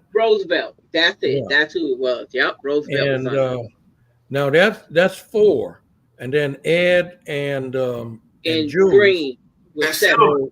So the 7th person, I don't know. Harry Silver. No, he already said that. I mentioned Silver. The 7th person. Was it Mr. Fuller? No. No. It would either have been Jonathan Goins. Oh, you know what? It may have been that guy Jerry Jones. Jerry Jones. That's who it was back then. I think it might have been Jerry him. Jones. Yeah. And Mr. Labadan and Mr. Green voted against it. Well, you know what? That wouldn't have been Jones, because didn't Jules Green? Oh, that would have been Goins. It would have been Jonathan Goins. The guy sitting next to the mayor. Yeah, it would have been Jonathan Goins, or it could have been Mitzi Gibson. Oh yeah, it could have been Mitzi up there then. Oh, you know what? Let me back up. If not Mitzi, it would have been Hobbs. No, it wouldn't go that far. No, Pumpkin, not Hobbs. It wouldn't have been Hobbs. Okay. Nah, it would. I think it was Jerry. I think it was Jerry, because it was either Jerry or Jonathan, but it couldn't have been Jonathan. It was Jerry. It had to have been Jerry. Okay. Oh well, okay, because when Jonathan resigned, Over. Jock Boy picked Jerry. Yes. Yep. Right. He sure did. That's yep. right. That's right. But anyway, this was 2013, 2014. So whoever was in there those 2 times, that's what it was. But it didn't matter, because they already had the 4 votes. There was only 2 dissenting votes, and that was Ed Larverdane and Jules Green. That's right. Sure was. I can remember that. Definitely remember that. But just look at the sentence. Is currently in dispute over utilization of low bid non-OEM. So we're not in a dispute with them. There's no issue with us and Wartsilla. It's that Wartsilla doesn't want to work on the engines without using their parts. And without disparaging Wartsilla, I would say, one of these 2 guys said it. They're playing a bit of a hardball game to see what we'll do, to say, we won't do it unless you do that. We were your low bidder. But Mayor, but the next that's a difference without a distinction. I mean, if our engines need to be worked on and something breaks and they're saying, hey, we won't make the repairs unless you use these equipments, it kind of has over a barrel. Wouldn't you agree? No, you said difference without a distinction. It's a difference. That's a difference. Here's the distinction. There's another group that can work on it.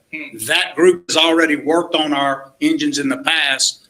They just didn't win the bid this time. They're second low and responsible and responsive. Now they get a chance by what you do, because Wartsilla decided for the first time ever to play hardball. So it's the opposite of a difference without a distinction. It's just a difference. They're just trying to get over it. I'm just concerned that we look at one day and we can't produce power because we have generators that are down. Well, there's a million reasons that could happen that have nothing to do with parts. There's catastrophic loss. There's all kind of things. No one can guarantee against that. Okay, it was Mitzi, Mr. Porter, and Tavares. Okay. It was Ed Labadan, Harry Silver, James Villard, Chuck Fowler, Jules Green. I knew Jules Green was there, and Mitzi LaSalle. It was Lee Rubin. Lee Rubin Oh, okay. was on the city council then. Okay. All right. Okay. So, and I'm not sure how Mitzi voted. I don't know if she voted for it or against it. We'd have to find that out later on. Yeah. Yeah. But yeah, Okay. that's what it said. Very good. Good checking on that. All right. But the question is, when we built this structure, would you ever see these things happen? Of course you do. This is the constraint of our bid law. But we've already used this company in the past and non-OEM parts in the past. Without any problem. So, okay. Okay. So you do have a backup if Wazilla doesn't agree I with think what I would everything. want to disclose to y'all in total candor is, I just, in my heart of hearts, you'd want Wartsilla because they designed it, and you'd want Wartsilla parts. But I would tell Mr. Green, if you're bringing your Cadillac, your Mercedes, your BMW in after the fact, and you've got a aftermarket insurance policy, you can tell them all day that you only want a brand new BMW part. But you ain't getting one, and there's no way you can make them do it if you have that after you've run your regular warranty period. You bought the extended warranty. The extended warranty company that advertises. That's where we are. We're after all that, Tom. What is it? Endurance. Yeah. Endurance. So we're after that. So what he's saying is we no longer have an extended warranty on those parts. That's basically what he's saying, right? On the units themselves, the actual turbines. Yeah. Right. That's what it ran out of its warranty. Oh yeah, a long time ago. Long time ago. Endurance. Or you can pay the difference. Endurance. All in favor? Aye. Any opposed? Motion carried. Number 16, to consider final adoption of an ordinance authorizing the rezoning of property at 3220 MacArthur Drive, Alexandria, Parish of Rapides, Louisiana, from C2 General Commercial to I2 General Industrial District to allow heavy industrial retail sales. Motion, please. Move. Second. Motion by Councilman Lloyd, second by Councilman Fowler. Public comments. Mr. LaFleur, Eric. I'm here, yes, ma'am. Okay. You can have your 3 minutes. Yes, sir. Good evening, members of the council. So I'm Eric LaFleur. I'm from New Orleans, but I'm really from Ville Platte. So we're here. I'm here on behalf of Progressive Tractor and Implement Company. I serve as their general counsel. We have asked for a zoning change in order for us to locate and set up shop here in Alexandria. Progressive Tractor and Implement Company is the third largest case agriculture dealer in North America. The owner is Thomas Swallow from down the street in Bunkie. He's originally from Ville Platte, as you might figured that. We were invited. The way the zoning was set up, it wouldn't allow us to operate a dealership to sell and service and instruct in equipment. So we're asking for a change in it. We did agree with the zoning commission to impose restrictive covenants on the use of the land in the event that we would ever sell it to someone else, so that we would only use it strictly for what our intended purposes are. Okay, so is this company coming in with jobs? Keep listening. Okay. Yeah, I don't know. And so I don't know, I guess you have the ordinance, but we did work with them and get all of that straight. I don't know if they gave I think y'all got the draft. So I just would say, normally, what the senator is saying is correct. Eric's a former longtime state senator. I think most of you know that. Normally, out of zoning, we can't force a deal, but in this case, they've offered something that has been accepted. So there's an offer on the table to put the restrictive covenant in, and the council will accept by this ordinance, and they're doing us a favor. So while they need the additional zoning increase in ability to have commercial, they have put all the things that they would never sell that property and not include in this restrictive covenant. And it's a whole bunch of things that y'all would agree with. So, okay. So I'm sorry I stopped right there. But I want y'all to always watch the mayor when it comes to stuff that he wants the city, the council to vote on. Just watch how he does. He's like a car salesman. This car is going to be a great deal. They're doing us a favor, da da da. He always does that. He's trying to convince the city council to say yay on this by giving this man this redoing the zoning so that he can come here. So he's making this, oh, they're doing us a favor to allow this to happen because they're coming here for us. Just watch how he always does it. He does it every time. Because any other time he wouldn't be at these council meetings. Just watch how often he comes to a city council meeting, and guaranteed you is something on that agenda that he put his hands on. Every time. it's a deed restriction. So Yeah, that's exactly. what they're offering and that we're accepting. This is how it's supposed to work. It's a good neighbor thing to have local people come open this up here, create opportunity for us, and then do this. I have a question, Mr. Oh. How many jobs do you think this is going to create? I think initially we would probably only have maybe a dozen at the very beginning. That's fine. Good. This is good.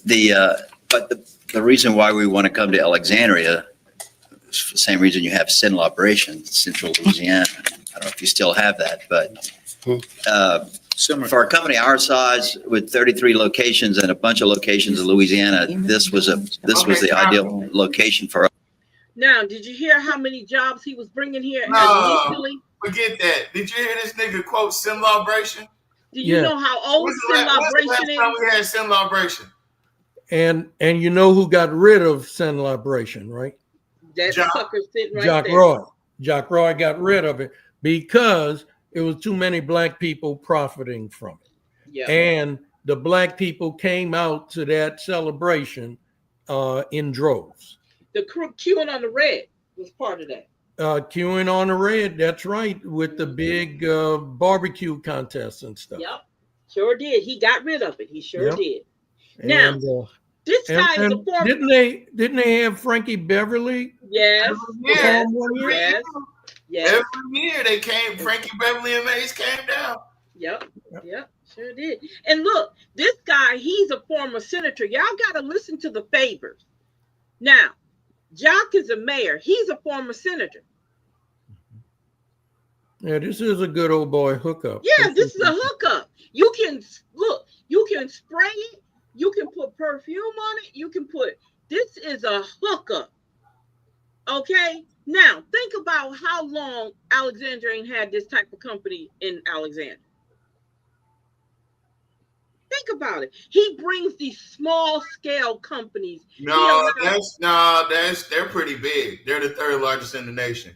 Yeah, but they got 33 locations. Okay. What this is going to be, and look, you got to pick up on every word because he's being real specific with his choice of words. He said at the beginning, it will be 12 people. A dozen. That's right. That's right. That means as they get up and operating, it'll drop below that. Now, this is strictly going to be a sales office. So you don't have to go to Lafayette to buy their product, because this is heavy equipment, right, for agriculture. Yeah, exactly. So we already got a John Deere on MacArthur. We got a Case 50 on, I forget what highway that's on. That's in this area. So now they're bringing their models here, and that's what it's going to be. So it's a sale office. They'll have their tractors and earth movers and all that other stuff laid out on their lot. They'll have a little sales office, and whatever salespersons and managers they have. He said when he first started, it'll be 12.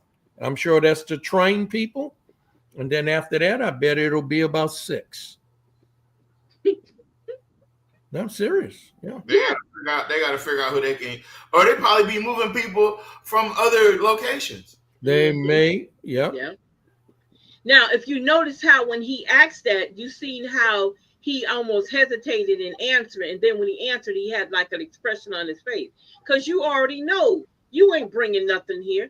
That was, like you said, Mr. Porter, that was a good old boy hookup. Yep. That's what he brings. He don't bring real solid jobs here. He brings hookups, and those people are not hiring nobody. Yeah, they'll have salesperson, they'll have office manager, they'll have an accountant, somebody you pay to when you buy the tractor, who you pay, so I doubt if they'll have more than 6 people once they train everybody and get their system up and running. And then you'll have a person that, is responsible for moving the tractors around. It might be 1 or 2 of them. So yeah, I'm serious. So you're probably going to have about 6 people. Yeah, at the most. Yeah. That's interesting. Us, and it opens up the door to do what you're thinking of, which is this would be much more than a small operation, but much larger operation. It might have to include possibly the England is it England Air Force Base? England Airport. Because this would be retail. Yeah, this guy knows. Now he knows. See, that's why you know this is a hookup. This is a hookup. He has no idea what's going on. He is so lost with what's going on in Alexandria. So you know this is a hookup. Because if I got a business that I'm trying to bring somewhere, you can guarantee I'm going to study. I'm going to come here and I'm going to go with people to take me on a tour of all the areas that I need to be familiar with. This guy, he talked about sin liberation. Think about how long ago sin liberation was. Oh, that had to be 25 years ago. Okay. And then you don't even know it's not even England Air Park. It's not England Air Force anymore. It's England Air Park. So you don't know that?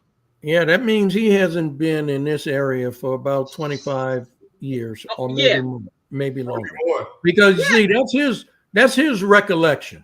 It was the England Air Force Base. That's your big events was sin liberation. Yeah.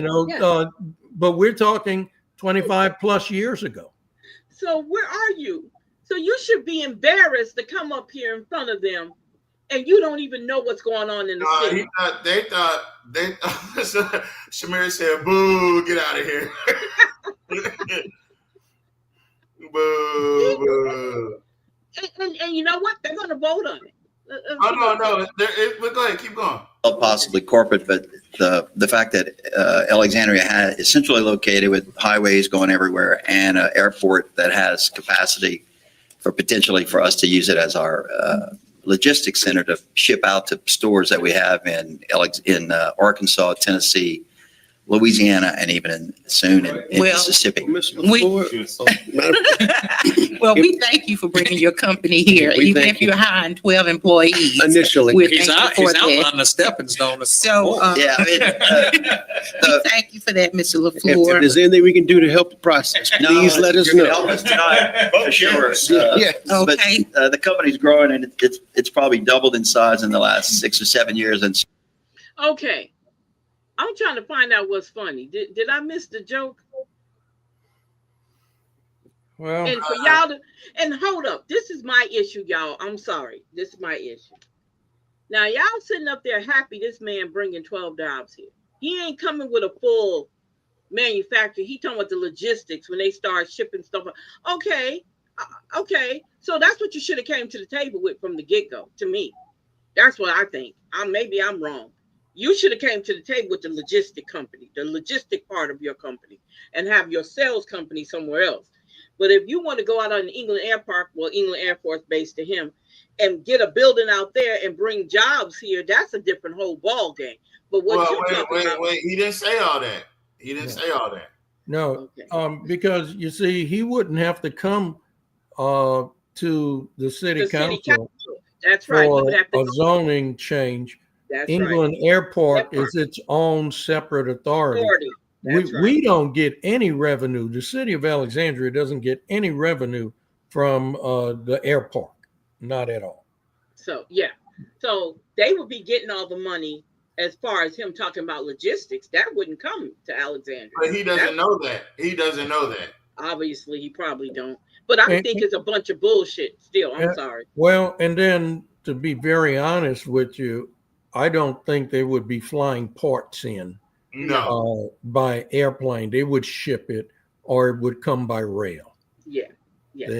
I don't think they, because you see, if we're talking this heavy equipment, you know, if they're going to stock parts for the equipment that they sell, repair parts, then that's going to come in on a big 18-wheeler. Yeah. So, I mean, well, he could do that. They could have their building, you know, they could do that out there. Don't have to use the airplanes, but they have buildings out there where they could actually do that. They have that's interesting, because if he's going to warehouse his items on the airport and just have a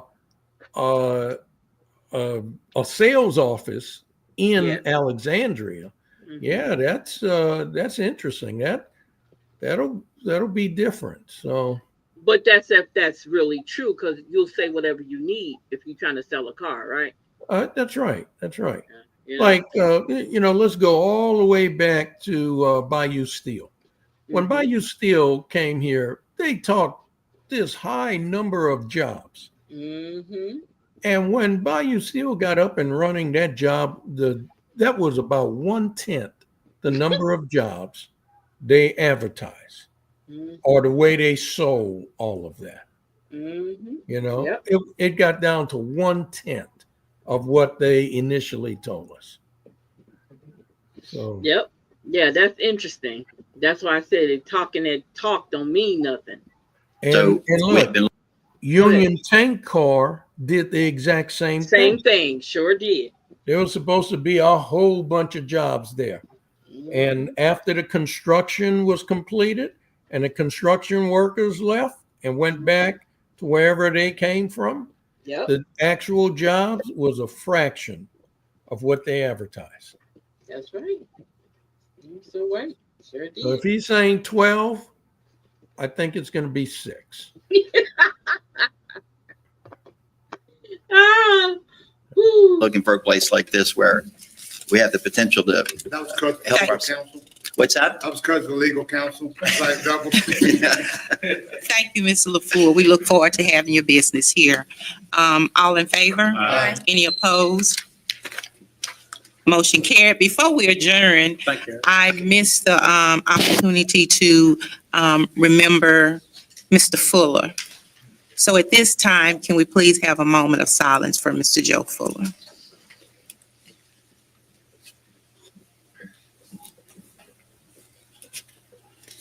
Thank you. And I also would like everyone, I'm bragging about my brother and my sister-in-law, which please stand. They're back home from Korea. They're stationed at home.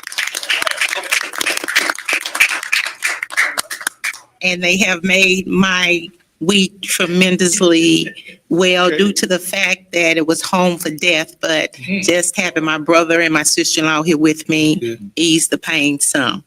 Before we adjourn, I think Mr. Johnson has. Yes, he does. So, Oh, Lord. y'all remember when I got elected and I came up here bragging about how good a basketball player I was? How many records I set? Well, my record's been broken, and tonight, in about an hour, my grandson get a chance to make his 1,000 points. He's 6 points away from 1,000.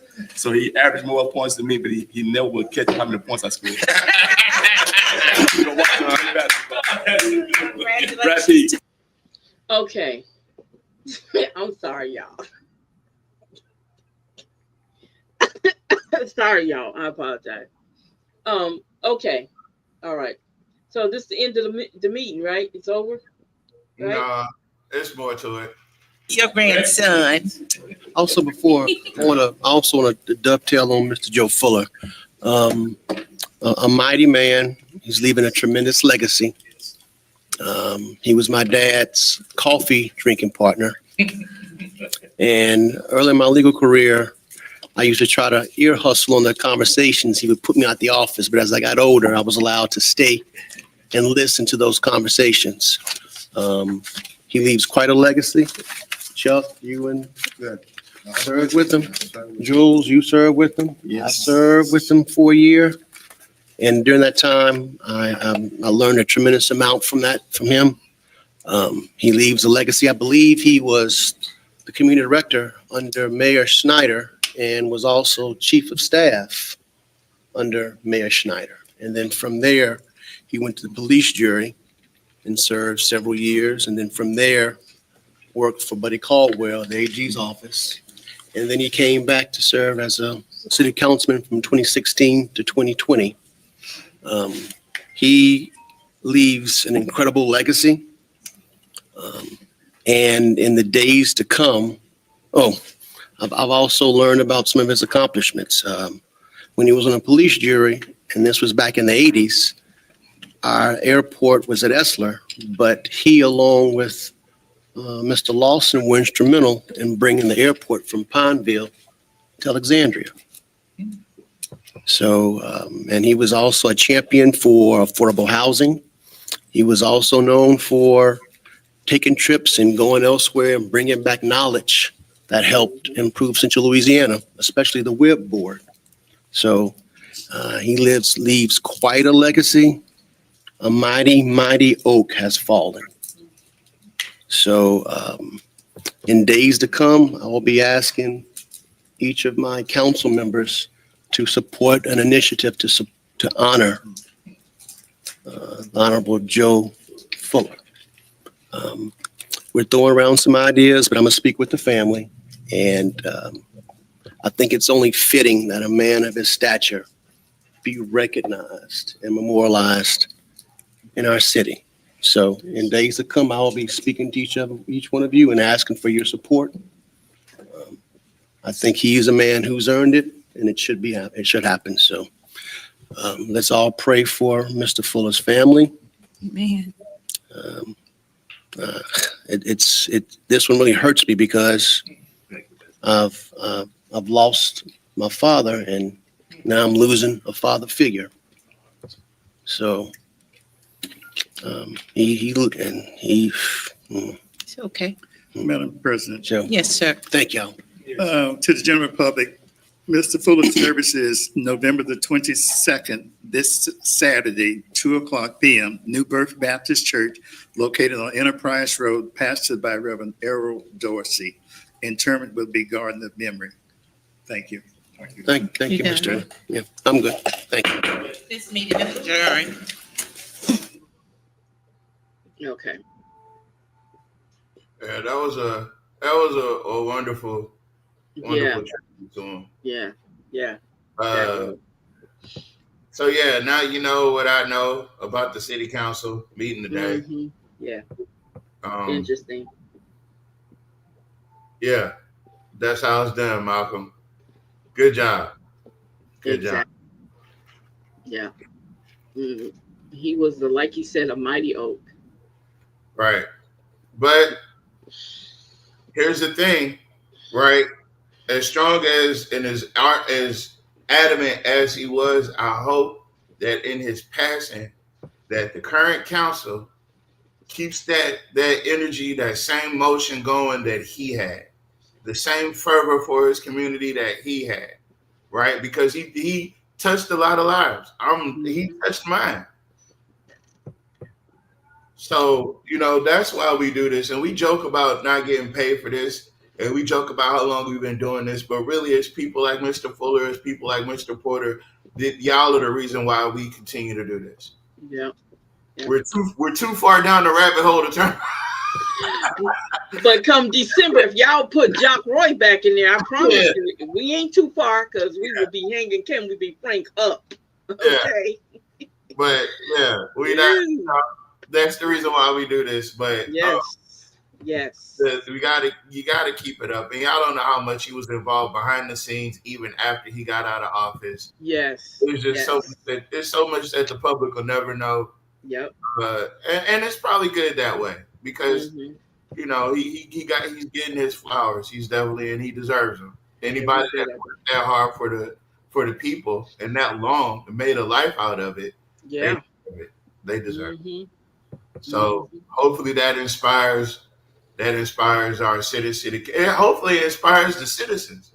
Damn the city council. Hopefully it Yeah. inspires y'all to know how much and how hard people are working on your behalf about things you don't even know about. That's right. And been working hard for a long time. They've been towing that line for a long time. Long time. And when Mr. Porter came along, like a bright, fresh light that was needed to add on to all the fire. He needed to be that other fire that Mr. Green, Mr. Laberdam, Mr. Green needed. They needed that other fire. And Mr. Porter came in and he just dropped the ball. He just like, okay, let's make this happen. And you guys have no idea. Nah. I'm sorry. Let me go on mute. Let me stop talking. It's important to recognize the people that's around you that's doing it. And the people that's around you, it's good to not just recognize them, but see what they're doing. This information is free. Of course it's free. But do you know it? That's the problem. Do you know the information? Do you know what's going on? And if you don't know what's going on, if you're not involved, then you there's people that have given everything they had and some to this cause, to little old Alexandria. And I feel like sometimes people in Alexandria don't think like Alexandria's big enough to care about. But the way these people come in and capitalize off of Alexandria and the way they use the resources in Alexandria and we get none of the benefits, that's what we're talking about.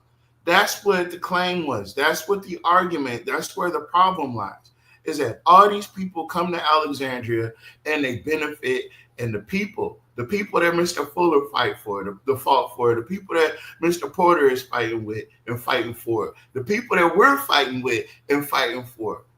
Y'all don't know y'all are on the short end of the stick. And that's all we be trying to do. That's all Mr. Porter was trying to do. That's all Mr. Fuller was trying to do. Is to tell y'all, man, y'all are getting the short end of the stick. And y'all deserve so much more than what y'all get.